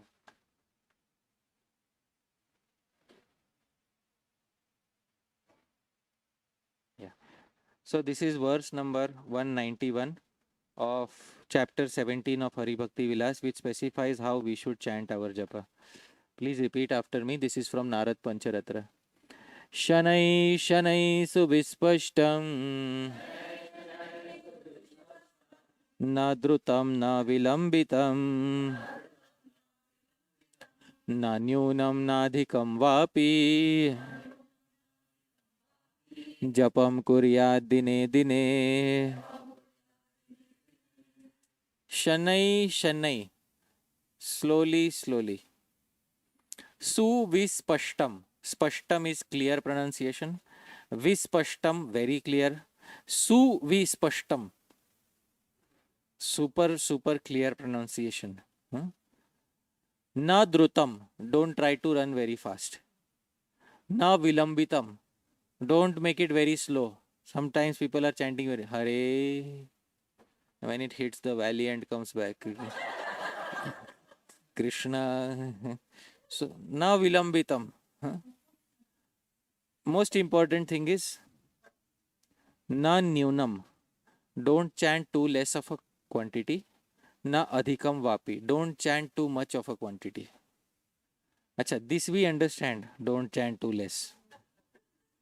This, somehow it seems in a way, to some of us this will appeal. Not too much. Some of us this will not appeal. Why is Hari Bhakti Vilas saying not too much? So there is a reason for this. He says, Japam Kuryat, perform your japa like this, dine dine, day after day. Having all these qualities, chant your japa. Chalo, everything else we understood. Na adhikam vapi, don't chant too much, we did not understand. So let's try to understand why not too much. So the reason behind why not too much is because Sri Rupa Goswami has said in Upadeshamritam, in Nectar of Instruction, 7th verse, he has said something. We don't find taste in Krishna's names. There is a reason. How many of us know that verse about jaundice? Syat Krishna Nama Charitadi Sitapya Vidya Pittopatapta Rasanasya Narochikano. There is the example of jaundice given. A person who is infected with jaundice, his tongue is burning because of that jaundice, and because of that, Narochikanu. Even if you give them something nice, a full thali of sweets, they will, I don't like. How many of you have had jaundice in childhood? Okay. Those who have experience of jaundice, if you remember, nice plate of food is there in front of us, we say, I don't like, I don't want, take it away from my eyes, or I don't want to see also. This is the condition of a person who has jaundice. I had jaundice in childhood, so I remember how I was responding. My mother was saying, I will cook whatever you like. I said, first I should like something. I don't like anything. So Kintu, Rupa Goswami says, Kintu, and I'd like to point out that verse number 7. Rupa Goswami says something like that. Kintu adarad anudinam khalu saiva jushta. This sweet candy, sugar cane also you will not like, but kintu, however, if that same sugar cane, if you take, but you have to follow two conditions of the Vaidya, two conditions of the doctor. Adarad anudinam. These two conditions Rupa Goswami gives. What is the meaning of adarad? With respect. Anudinam, every day. This anudinam is the same as dine dine here. You can see here dine dine, huh? Day after day. Kintu adarad anudinam, with respect and day after day. If you chant too much, one or both of these conditions will break. When you chant too much, sometimes adar breaks. Adar means respect. You lose respect for that extra round. And then you say, oh, Hare Krishna, Krishna Krishna, Hare Hare, Hare Rama, Hare Rama. Hare Krishna, Krishna Krishna, Hare Hare. Adar is lost. Sometimes Anudinam is lost. One time, one devotee organized on Haridas Thakur's disappearance day. They organized 192 rounds program. Huh? Mass chanting, 192 rounds. And after that, next day, they were saying, ki, Are, after a few days, Are, that day many devotees chanted 192, but since 1 week I am not seeing them in temple. Obviously, you will not see them in temple. Huh? Anudinam. They could not follow the second condition. So when somebody is infected with jaundice, they have to be given Harinam so that they can follow these two conditions, Adarad and Anudinam. Therefore, we also should decide how much is Adarat, for how much can we chant with Adar. But those rounds we should chant very nicely. And maybe other rounds we should try to chant as attentively as possible. Because I don't want you to be unnatural. That is. So Adarad Anudinam. How many rounds can we chant with Adar? And every day. This we can decide. This may be even one round for an initiated devotee. They may say, I can chant one round with Adar, with respect. So that one round with full concentration, without any distraction, sitting at one place, with favorability in mind, please chant. I hope you're able to. This is what Rupa Goswami wanted. Somebody is infected with jaundice, and there is somebody who comes and says, eat truckload of sugar cane. If he eats truckload of sugar cane, he will again get another disease. So that should not happen. I remember I had jaundice. So my father took me to one Vaidya, one Ayurvedic doctor in near Mumbai. He was very famous Ayurvedic doctor because jaundice has no, it has only preventive cure, or what is it called? Symptomatic cure in allopathy. There is no fixed cure in allopathy. So my father took me to an Ayurvedic doctor. So this Ayurvedic doctor, his name was Balaji Tambe, very famous. Now very famous. That time he was small time person, but he was very good Ayurvedic doctor. He told my father, come before sunrise. So we had to drive 2 hours. We went 2 hours. Before sunrise, he was grinding something. And he then uttered some mantra in that. And he said, look above. I looked above. As the sun was rising, I looked at the rising sun. He poured 2 drops in both nostrils. He gave a white cloth and told my father, you can give any dakshina you want. In half an hour, he will be cured. You can go. So I said, okay. So we gave 51 rupees, you know, that dakshina, standard dakshina, 51 rupees, we gave. So after some time, this yellow liquid starts coming from my nose and from my mouth. I am spitting yellow, from the nose, yellow liquid is coming. In half an hour, after half an hour, this entire white cloth becomes fully, yellow. And then I tell my father, I said in Marathi, Mala bhook lagli, I want to eat something. So this was Pratyaksh Praman. I am Adarad Anudim. He didn't give one truckload of medicine to me. All right? Only 2 drops he gave. But he cured. So that is recommendation of the previous acharyas. If one follows the recommendation, one will progress without any difficulty. Yes. So I hope that answers your question. Yes. Yes, Prabhuji.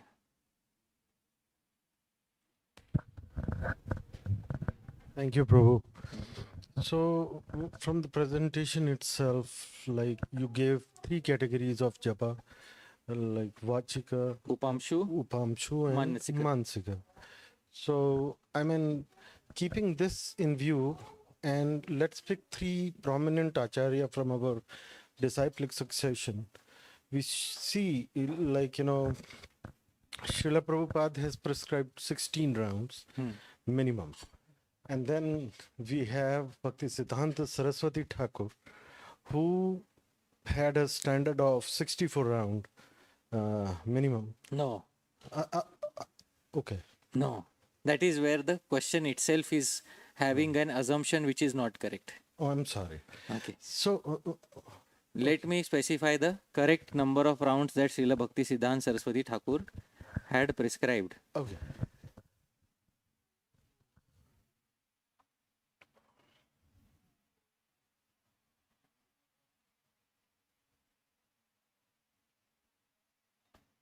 This question was asked to Srila Bhakti Siddhanta Saraswati Thakur's disciple, Srila Bhakti Rakshak Sridhar Maharaj. Prabhu, you can read the font size? Yes. Please read the question and answer. How many rounds did your Guru Maharaj has initiated disciple to chant each day? Did he prescribe any set numbers? Srila Sridhar Maharaj, his general recommendation was to chant 25,000 names, 16 rounds daily, or at least 4 rounds minimum. When At 25,000 was the standard for Grihasthas in the Gaudiya Math. 25,000 names is how many rounds? 16 rounds. Srila Prabhupada kept the same standard as his Guru Maharaj, dear devotees. okay, Then why did we hear 64 rounds? For those who are Vairagis, Mathvasis, those who don't have any job in the world outside, they are supposed to chant how many rounds? 64 rounds. okay. And, okay, please read ahead. So should I complete? Yeah. Okay, 6 or at least 4 rounds minimum. When someone had no work, he could chant 100,000 names or 64 rounds. Okay, so this thing is clear. Okay, one more thing. Please read ahead. Okay, student, would Bhakti Siddhanta Saraswati Thakur give Harinam initiation to someone who could only chant 4 rounds daily? Quality, not quantity. Srila Sridhar Maharaj, there was no such consideration. Formally, one had to do some counting, but there was no rigid limitations. Yes. So Srila Bhakti Vinod Thakur would give initiation on how many rounds, dear devotees? अरे बोलो जोर से बोलो. 4. हाँ. Srila Bhakti Siddhanta Saraswati Thakur, to some individuals, he would give initiation on how many rounds? 4 rounds. To usual Grihasthas, the initiation would be 16 rounds. Exactly. And full-time Mathavasi, how many rounds? 64. That is the consideration of the Gaudiya Math.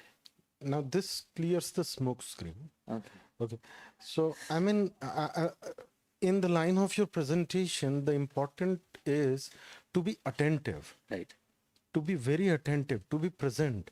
And as we see that the alignment between our mouth, our mind, and our ears, you know. So this requires proper attention, Right. especially if that has to be happen in our mind. So now, when and we always hear the number of round that a disciple will chant is between his spiritual master and his devotee. Right. So clearly, the message is before prescribing even the number of rounds, a spiritual master should know the nature of his, disciple. 100%. He should understand like how much focused he will be before even talking about the minimum rounds or maximum round. But then we see in our society there is a minimum standard with the it's like one size fits all model. Though our scriptures and our acharyas never recommended that. So, from an institutional point of view, the standard has been set to 16 rounds minimum. This is from the institutional point of view. Previously, when the institution was not so formalized, like Srila Bhaktisiddhanta Saraswati Thakur started the institution, the initiation was given at 4 rounds, 16 rounds, or full-time Mathvasi resident, 64 rounds. All these were there. Now, what your consideration you are saying is absolutely 100% correct. You see here where the Acharya said, na nyunam na adhikam vapi, neither too less nor too much. This was a perfect spot to specify a number. What is the meaning of not too less, not too much? This is where the Acharyas have an opportunity to write a number here. You can understand why, and I don't need to specify why. The reason is because different individuals are in different situations. Some person is working 5-hour shift every day. Some person is working 10-hour shifts every day. Some person is working 12-hour shifts every day. Different people. So Hari Bhakti Vilas also understands. But as an institution, we have set so that minimum criteria should be there. So the recommended criteria or the minimum criteria is 16 rounds for all initiated devotees. Even then, devotees, many times when I present these, devotees come and say we are not able to chant with concentration. Adar is lost because the quantity is high. Then the only thing for me to say is at least select certain rounds which you will chant with Adar. That is what I can say, because beyond that they are naturally not able to give Adar. So complete at least the sankhya, the vow that you have taken, but certain rounds you select with Adar, you chant. This I can say. What you can call your golden rounds. These were my golden rounds. So you can select a certain number of rounds which you call your golden rounds, which you can chant with, and doesn't mean that remaining you do another. But give at least bare minimum. You hear them properly. That is what you do. This is my answer. See, institutional consideration is different. And what Shastra says for individual, sometimes it may be slightly different. So the Guru is the one who strikes the balance between these two. And it is the Guru who, recommends to the Therefore, I showed directly from Srila Bhaktisiddhanta Saraswati Thakur's disciple. Because many of us might have an understanding that Gaudiya Math everybody 64 rounds. That's what you heard. But it's not like that. Gaudiya Math initiation begins at how many rounds? 4. You can ask any Gaudiya Math member. Initiation minimum requirement was 4 rounds. And then for those who have more free time, do 16 rounds, 64 rounds. If they don't have any other seva to do, then you can fill the gaps. Sometimes people are giving these examples. Haridas Thakur, 192 rounds. Come on, all of Mukunda Prabhu, 192 rounds. So, I say sometimes people pump like this into, newcomers. Where is Jaidev Prabhu? Jaidev Prabhu already left. Jaidev Prabhu, Haridas Thakur disappearance is coming up. How many rounds will you chant? Only 4. Haridas Thakur is not happy. Jaidev Prabhu, commit more. How many rounds will you chant, Jaidev Prabhu? Haridas Thakur little happy. Jaidev Prabhu.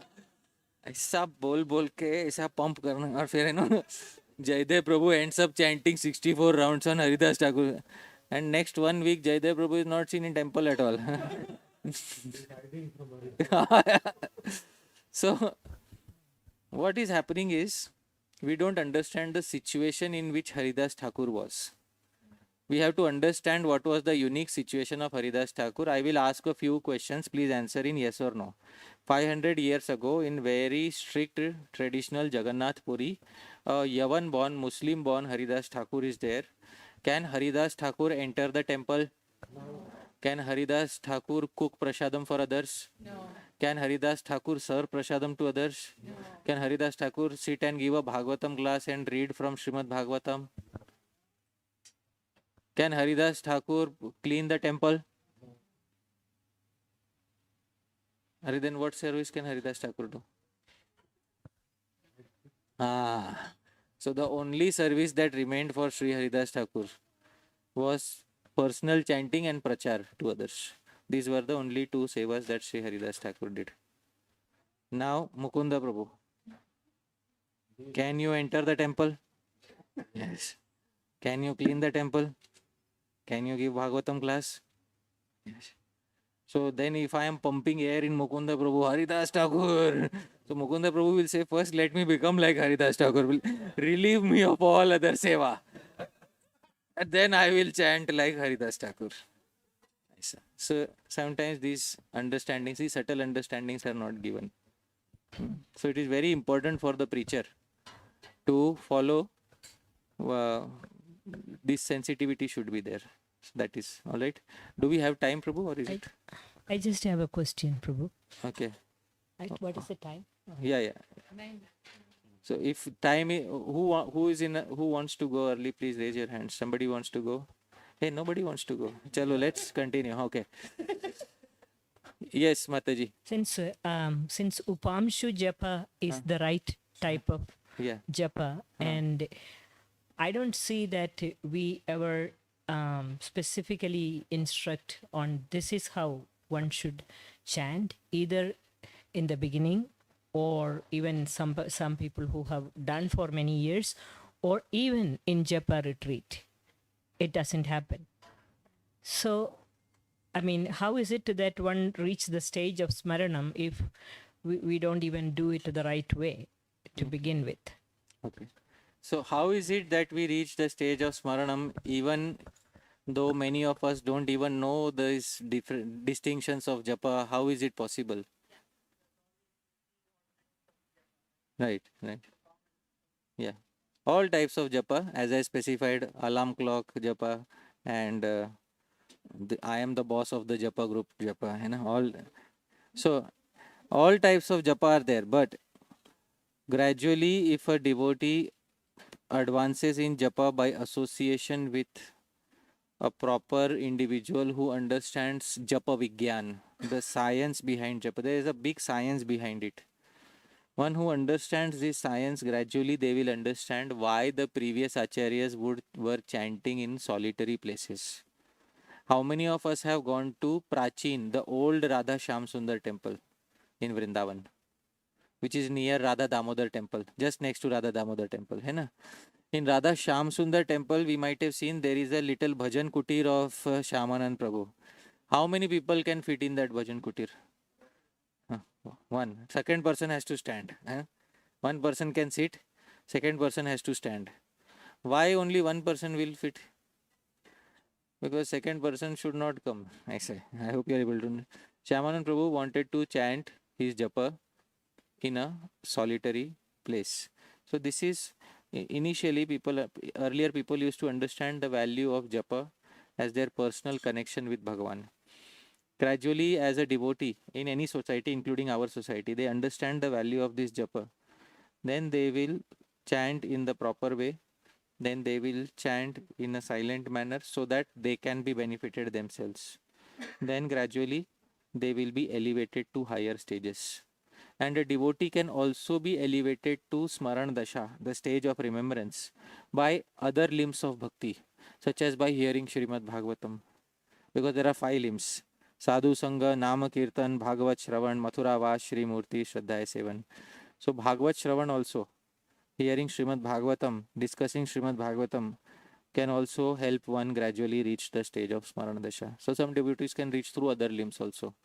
Although in Japa, it is heavily required that we now, as a society, start taking the Vigyan, the science, very seriously.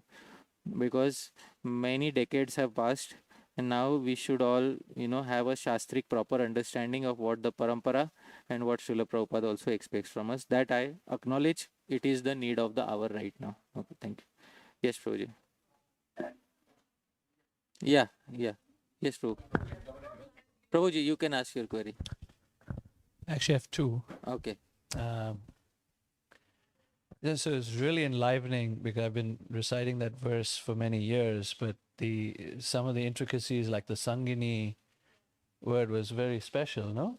To hear what that really means. So my question, when you were explaining it, you were saying Cheta Prangana Sangini. Prangana means courtyard of the mind, and you said mind. And I was thinking, I always heard it as courtyard of the heart. So could you help differentiate between the courtyard of the mind versus the heart? Is there a difference, and how does it apply to our lives? Yeah. So the term Chetaha in many places is translated as mind. The term Chetaha in many places is translated as heart. If you see in the Veda base itself,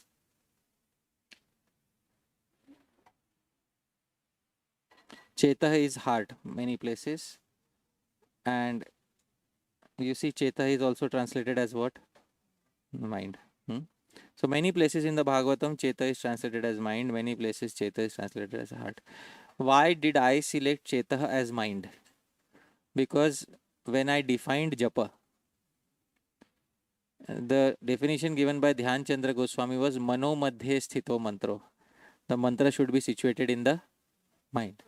So in order to have all the Acharya's opinions in one straight line, it will be best if Cheta is initially defined as the mind.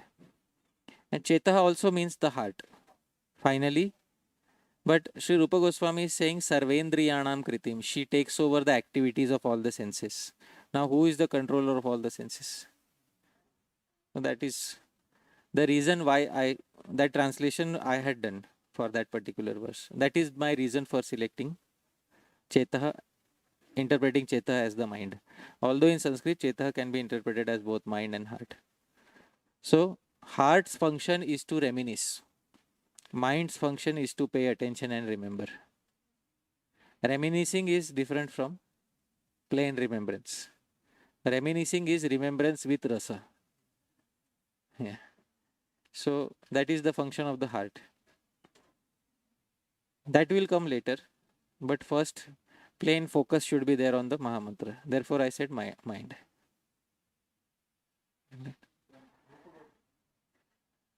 Swami's case, for him, because for him it's the courtyard of the heart. It's with the rasa with which he's totally captured and enraptured by Krishna's name. Yes? Yes, 100%. So in Rupa Goswami's case, his mind and his heart, they have become, they are in constant communion with each other. So there is no difference for if you interpret in his case as the heart. But for all of us, others, it is different. That is what it is. Thank you. Thank you. The second question, Prabhu, I had was, I've heard, and I think this was from Mahanidhi Maharaj's book, Art of Chanting lecture series, not so much the book, but the lecture series. Yeah. He speaks about these 3 forms of japa, and he talks about how Haridas Thakur would start his japa with Vachika and slowly progress to Manasika japa. Yeah. And why would he do that if Upamshu is the key? Okay, wonderful. Before that, I would like you to read this, Prabhuji. Speaking in the mood of Srimati Radharani, Chaitanya Mahaprabhu said, for most people, the mind and heart are one. But because my mind is never separated from Vrindavan, I consider my mind and Vrindavan to be one. Yes. My mind is already Vrindavan. And since you like Vrindavan, you please place your lotus feet there? Will you please place your lotus feet there? I would deem that your full mercy. Yeah. So Chaitanya Mahaprabhu is also speaking about the mind and heart.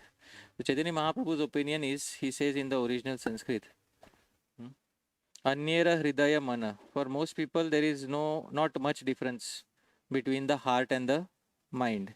There is some difference, as I said. Mind remembers, heart reminisces.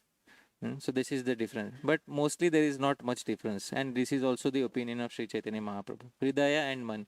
You can interpret it any way, but I interpret it as Mana, because it will make all the opinions fall in one straight line without any confusion. That is what is the reason. Okay. And your next, what were you trying to say next is, Haridas Thakur 1 lakh, 1 lakh, 1 lakh. This is in Bhakti Ratnakar. This is not originally in the book Art of Chanting Hare Krishna. Originally, it has been taken from a source. Original source of that is Bhakti Ratnakar of Sri Narahari Chakravarti. So in that it is specified. Why would he do that? Why would he chant 1 lakh like this, 1 lakh like this, 1 lakh like this? Because Sri Haridas Thakur also wanted to benefit others. So that 1 lakh would be for others' benefit. 1 lakh for self-benefit. 1 lakh mental. That would be, purely for very highly, that is golden rounds. Haridas Thakur's golden rounds. 1 lakh Mansik Japa. 1 lakh Upamshu Japa, counting, pulling along the thread. And 1 lakh for other people's benefits. Like I recommended to Mukunda Prabhu, select your quantity of golden rounds. So select your golden rounds. So we also heard Bhaktivinoda Thakur used to chant loudly, pacing up and back and forth and arguing with himself about Krishna conscious philosophy as well on his veranda, but chanting loudly. Okay, that is okay, but it was never recommended by him as a standard practice for everybody. Maybe he did it at some point of time in his life, but this was not a constant phenomenon. Yeah. Okay. We'll go to Prabhu, then we'll come back to you. Yes. And Mukunda Prabhu, let me know when to stop. Because I will keep answering. I said, I am happy. This is my food. So I will keep. Hare Krishna Prabhuji. Yeah. At the beginning, you mentioned that there are two things, money and time. And, time is very precious. You said you'll, like true to your word, you kept me in rapt attention. You did not let my mind wander anywhere. Thank you so much for such a valuable class today. I had only one question about Smaran. Is reading also considered Smaran? Okay. Reading has a different technical name. Reading is called Swadhyay. Where is Swadhyay specified in the Shastra? In Bhagavad Gita. 17:15. So, in 17.15 Bhagavad Gita, Sri Krishna says something. And what does Sri Krishna say? Anudvega karam vakyam satyam priya hitam chayat swadhyayabhyasanam chaiva vangmayam tapochite. Austerity of the speech is also swadhyay, self-study. So what you are reading is swadhyay. Now, when you perform swadhyay, you also hear yourself. So this is one type of Shravan. And after Shravan comes Manan and Nididhyasan. There are 3 stages: Shravan, Manan and Nididhyasan. So I'm not sure if it is here. So in Upanishads, there are 3 stages specified: Shravanam, hearing; Mananam, meditating; and Nididhyasanam, deeply contemplating the practical application. So that is what leads to the stage of Smarana. Swadhyaya is one valid form of sadhana that one performs. Alright, so Mataji, 5 minutes? Chalo, we'll pause in 5 minutes. Okay. Yes, we'll go to Mataji, then we'll come to Prabhu. Alright. Yeah. And then we'll come to you. Okay. I want to express an appreciation, Prabhu, for how you use your scholarship as such a gift for us, because you research things that are not very mainstream and we've not heard before, and they've been misconstrued over the years. So I really, really am very grateful for, and we hear often from you online. And I have a couple of questions. You mentioned that Japa is number 33 in the list, and I was wondering, how is the list ordered, because Japa seems to be so important, and why is it number 33? Okay, how is the list ordered? The list has a specific order, that is, first 10 are the most important things to do in spiritual life. So first thing is Guru Padashraya, take shelter of a Guru. Second is Krishna Diksha Di Shikshanam, take Diksha and also receive Shiksha from the same Guru. And then third is Vishrambhena Guru Seva, serve the Guru with confidence. Fourth is Sadhu Vartmanu Vartanam, first understand the path followed by the sadhus. So many people don't understand the importance of these initial 10. And then they directly, and then 11 to 20 is what you should not do. The negatives are in 11 to 20. And then from 21 onwards, he begins in general with all the limbs. He doesn't order them in any particular way. But 1 to 10 is the most important things to do. 11 to 20 are the most important things to avoid. There are some positive limbs, there are some negative limbs, and then 21 onwards, in general, whatever are the most important, they are mentioned there. So this is what it is. And about, you said that I'm trying to make it simple. Sometimes Shastra can be used to really harm others. And I have seen that, because I have seen in misapplications of all of these things, including, Haridas Thakur, 192. So I have seen misapplication in many places. Therefore, I follow one simple thing. This is not from Shastra. In my childhood, I was in school. I was taught one mantra. Mantra is called, in English, it is called talisman. So there was a talisman which Gandhi had said, Gandhi's talisman. You can look it up, what is Gandhi's talisman. So Gandhi said, and this is his talisman, I will, speak what is Gandhi's talisman. In my childhood, in a textbook, Gandhi's talisman was mentioned. So I will mention what is Gandhi's talisman. I will read it out to all of you. So Gandhi said, I will give you a talisman. Talisman means mantra. I will give you a short mantra. Whenever you are in doubt or when the self becomes too much, apply the following test. Recall the face of the poorest person you may have seen, the weakest person you may have seen, and ask yourself, is the solution you contemplate going to be of any use to that person?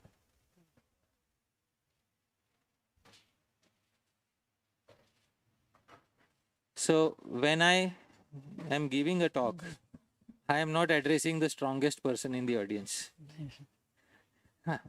Those who are sitting on the chair should ideally think about the weakest person in the audience. Because I can make any flying statement. Let me give an example of this. If you don't chant 32 rounds, forget about going back to Godhead.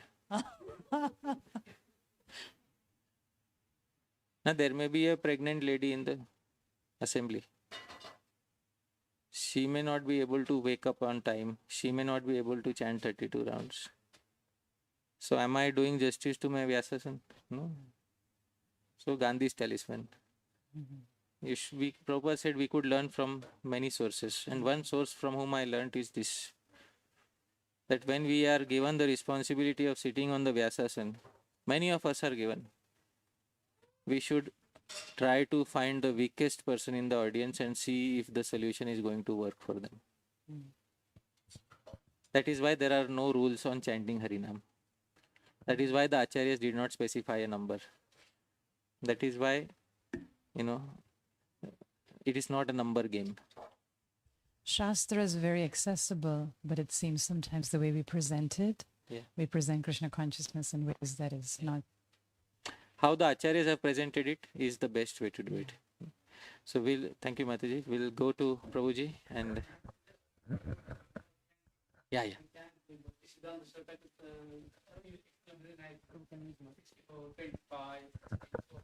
But here, Krishna says recommended constant Satatam Kirtayantamam Jatanta Siddharvrata. Oh, wonderful. So that was, I think we can discuss about it.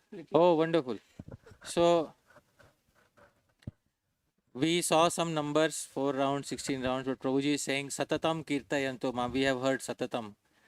Prabhuji, there is a rule beyond Satatam Kirtayantamam. What is the most important rule of devotional service? स्मर्तव्य सततं विष्णुर्विस्मर्तव्यो न जातुचित् सर्वे विधि निषेधास्युर एतयोरेव किंकरा. Now I will show you, I want to show this beauty of the previous acharyas. In Bhakti Rasamrit Sindhu, Sri Rupa Goswami has given the most important limb of devotional service. This is what it is. Dear devotees, please repeat after me. Smartavya satatam Vishnu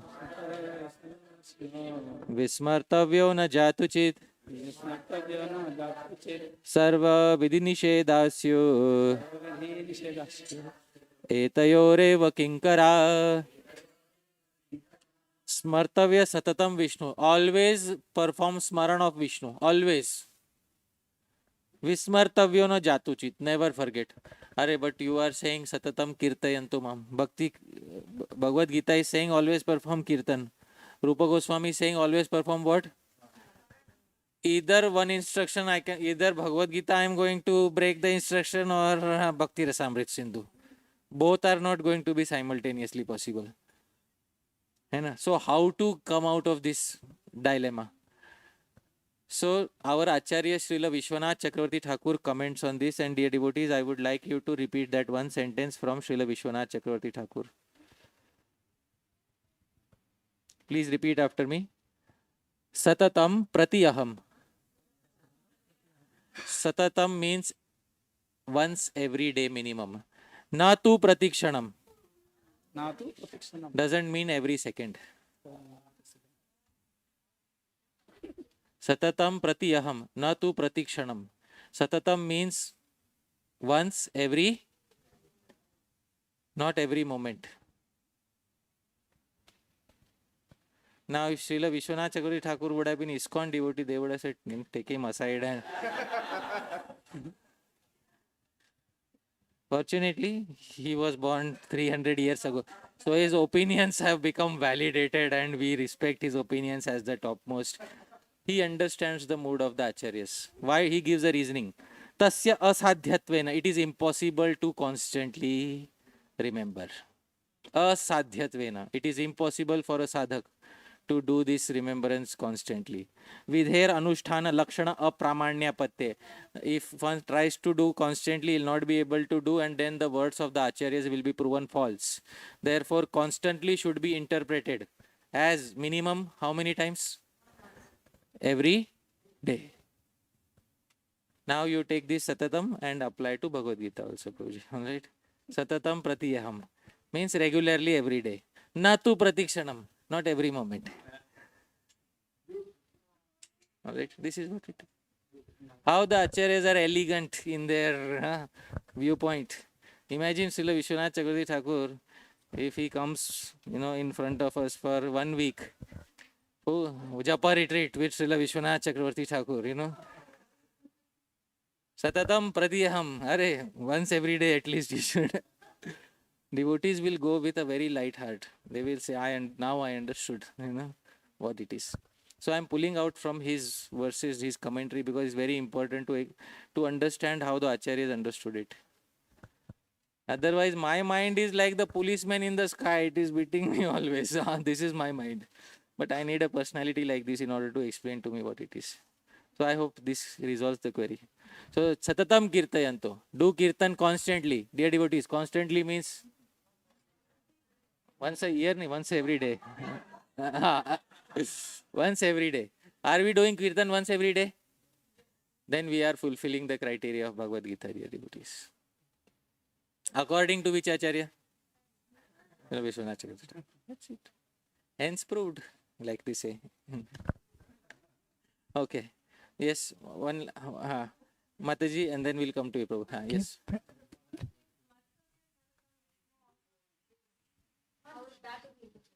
This is Satatam is on that verse only, Mataji. This is commentary on that verse.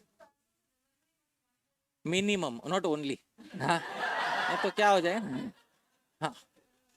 And we will set the ceiling as only. Don't do more. ऐसा नहीं होना.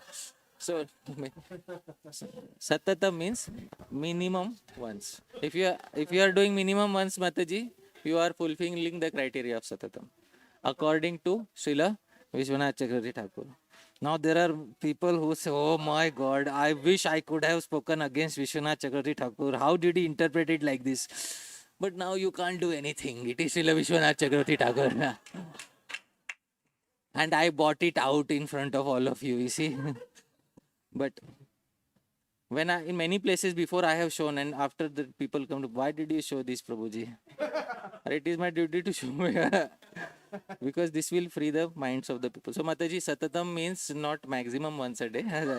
Satatam means minimum once a day. Okay, so it's a great relief. You see, does it make all of you more favorable towards Krishna? Favorability towards Krishna is the main condition of devotional service. Anukulyana Krishna Nushilanam Bhakti Uttama. Favorability towards Krishna's service is the characteristics of Uttama Bhakti. Okay. I hope that is it. Okay, Mataji, that clarifies. Thank you. Yes, Prabhuji. And we will end that to you, Prabhuji. Okay? Boli, Prabhuji. Hare Krishna, Prabhuji. Oh, sorry. Achha. Prabhuji, can I ask one quick question? I know you want to wrap up. Okay. So then you and then Prabhuji we will end. Thank you. नहीं तो our question and answer will become satatam हो जाएगा ना. Yes, Tomorrow, next program I should define satatam as one question per like. Yes. Yes, Mataji. Prabhuji, thank you for the wonderful class. It answered so many of my questions. Thank you so much for that. For initiated devotees, let's say they have some physical ailment going on, health issues, and they are not able to keep up with their vow of 16 rounds. What is the guidance for them in terms of chanting 16 rounds? If due to physical ailment a devotee is not able to keep up to their vow of 16, one should understand that they took a vow in front of the Guru Janas. One of the 10 aparadhas in chanting Harinam is Guru Avagya, to somehow disobey the order of the Guru. But if the disobedience is due to apat paristhiti, emergency situation, because of which one was not able to do, apat paristhiti, emergency is a different case. But if that becomes a general habit, then that is when Guru Avagya or disobedience of Guru can step in. If one is not able to chant the required number of rounds, one should immediately talk to one's Guru and clarify the situation that one is in. That, dear Guru Maharaj, I am not able to chant these number of rounds, and this is the reason why I am not able to do so. And then the Guru is supposed to be, Sri Rupa Goswami says in Bhakti Rasamrita Sindhu, Guru is supposed to have two qualities. He is supposed to be Sajatiya and Snigdha. Sajatiya means he has the same goals as the disciple. Snigdha means the Guru is affectionate towards the disciple. So the affectionate Guru tells the disciple what to do in order to cure the situation. Right? So that you can expect from a Sajatiya Snigdha Guru. A Guru who is like-minded to the disciple and who is affectionate to the disciple. Right? So that is what a disciple is ideally supposed to do.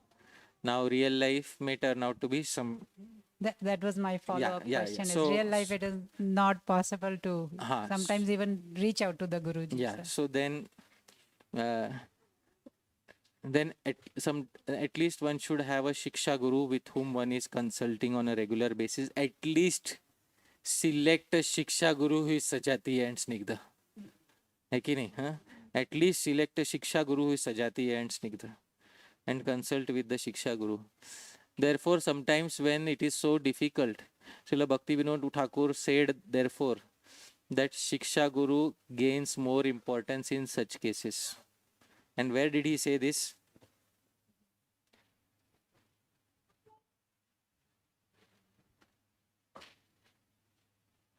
He in Kalyana Kalpataru, first branch. Shiksha Guru Brinda Kripa Kariya Apar Sadhake Shikhaya Sadha Nera Angasar. Mataji, you please read the translation. But I consider the numerous instructing spiritual masters, Shiksha Gurus, to be more important, for they show unlimitedly more mercy by training the neophyte devotees in all the essential aspects of practical devotional service, sadhana bhakti. Yeah. So one should approach the Diksha Guru at least once and let the Diksha Guru know that I am taking Shiksha from this individual. When the Guru approves that you are taking Shiksha from this individual, then according to Srila Bhakti Vinod Thakur, that Shiksha Guru's instructions become prominent for us. And then you have a personality who can guide you. Okay. All right? So Thank you so much, Prabhuji. This was really helpful. Thank you. Huh?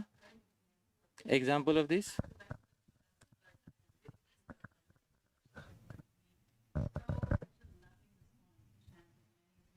Right. Right. So this is what it is. So see, this personal guidance is required, at certain points of time. Okay. Yes. Hare Krishna Prabhu. You talked about different types of japa, and also we do japa on the beads. Is there any scriptural reference that you need to do it on the beads? Okay. So is there a scriptural reference that you need to do it on your beads? So Hari Bhakti Vilas says Japa Malika. Okay, so where Hari Bhakti Vilas, let me try to find it.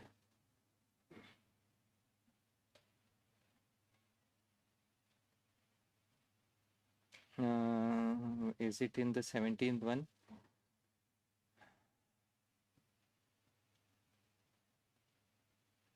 See here. Japanya kale malam tu pujayitva sugopayet. Japa anya kale, any other time besides japa. Malam tu pujayitva sugopa. One should hide one's mala. So it's Hari Bhakti Vilas only which says that, japa is, there are many indications like this, that japa is performed on mala. There is a section in Hari Bhakti Vilas about mala. So what is the, what are the types of mala, everything that is given in Hari Bhakti Vilas. So many times japa mala, the term has been used in Hari Bhakti Vilas. It's a standard understanding that japa has to be performed on the mala. So see here, Atha malaya niyamantaram, the rules for japa mala. So there is a section on japa mala and its rules. So not much needs to be said. It's all there in the Shastra. Right? If you don't have japa mala, then we can still chant, right?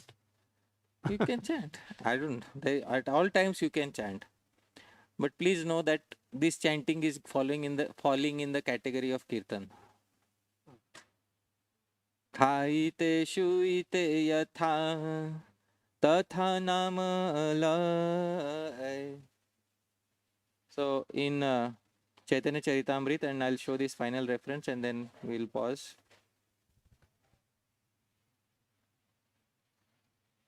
खाइते शुइते यथा तथा नाम लय देश काल देश नियम नाहि सर्व सिद्धि होय. Please read the translation, Prabhu. Regardless of time or place, one who chants the holy name, even while eating or sleeping, attains all perfection. This is Japa or this is Kirtan? Kirtan. How do we know? Japa is performed with which hand? Left hand or right hand? Right hand. Eating is performed with hand. Okay. तो खाइते वो हाथ से खाएगा ना, वही हाथ से जप तो नहीं करेगा, है कि नहीं? This is not speaking about japa. This is speaking about kirtan. So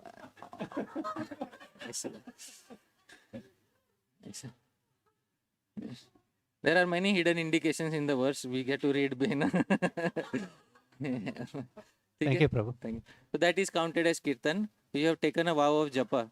If you don't have japa, try to find where is your japa mala. Huh? Mala. Yes. Okay. We are doing. So you just said that because that if you don't have a japa mala, it falls into kirtan. But these days, a lot of people carry around counters. So would that also fall into kirtan, or would it be japa? अभी तो उसके लिए we have to write another chapter in Hari Bhakti. In Hari Bhakti Vilas we'll have to write another chapter. क्योंकि वे हाँ तो क्या है, when Hari Bhakti Vilas was written, clickers were not there. So clickers were later have come. Clickers are post-industrial revolution. So we need some new enhancement, but Hari Bhakti Vilas is standard. We don't want to enhance Hari Bhakti Vilas. It is recommended that we chant on the Japamala. Let's keep the traditional practices. One time there was a lake which a king wanted to fill with milk. And he told all the milkmen in the country, I want to fill the lake with milk. One milkman thought everybody else will fill milk, I will fill water. What is problem? He told his wife, tomorrow everybody else will fill milk, I will fill water. His wife told her mother-in-law. Mother-in-law told, next day lake was filled with water. So you can chant, I don't mind. But please remember that the tradition is to chant on what? Beads. So the earlier we come to the tradition, the better it is.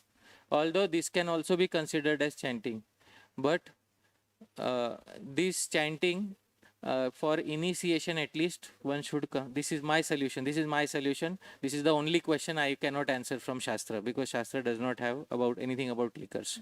So my solution is, at least by the time one comes to initiation, one should start chanting on Japamala. Alright? Does that solution sound good to everybody? Huh? Okay. Last thing I want to share with you. Okay. In Kashikhanda, Yamraj says to his agent or agents that Dharayanti Naje Malam Hoituka Papa Buddhaya Narakanya Na Nivatante Dagdha Kupagnina Harihe. Right. So that is why you must wear the Kantimala always and chant mala with beads. Okay. Chant. Yeah. That is the ultimate. Otherwise, verily will go to hell and suffer life after life. Okay, wonderful. Okay. So there is an injunction in Shastra to wear Kantimala, otherwise you will fall into hell. And that injunction can also be extended to Japamala. Huh? So we respect and appreciate that injunction, and we are afraid of falling into hell. But in a more encouraging way, let's try to come to the standard of Japamala at least by the time we get initiated. Your name, Prabhuji, what is your name? Shaurya. Shaurya. Okay, Shaurya Prabhu. So my solution is, before Diksha, somehow it may be, okay, but by the time one reaches Diksha, one has to reach the point of chanting in the traditional way on the Japamala. Does that sound good? Yes, Prabhu. Thank you. Thank you. Hari bol. Nitai Gaur Premanande. One more. Okay. Prabhu, you are the organizer. This seva is upon you. You tell when to stop, Prabhuji. Okay.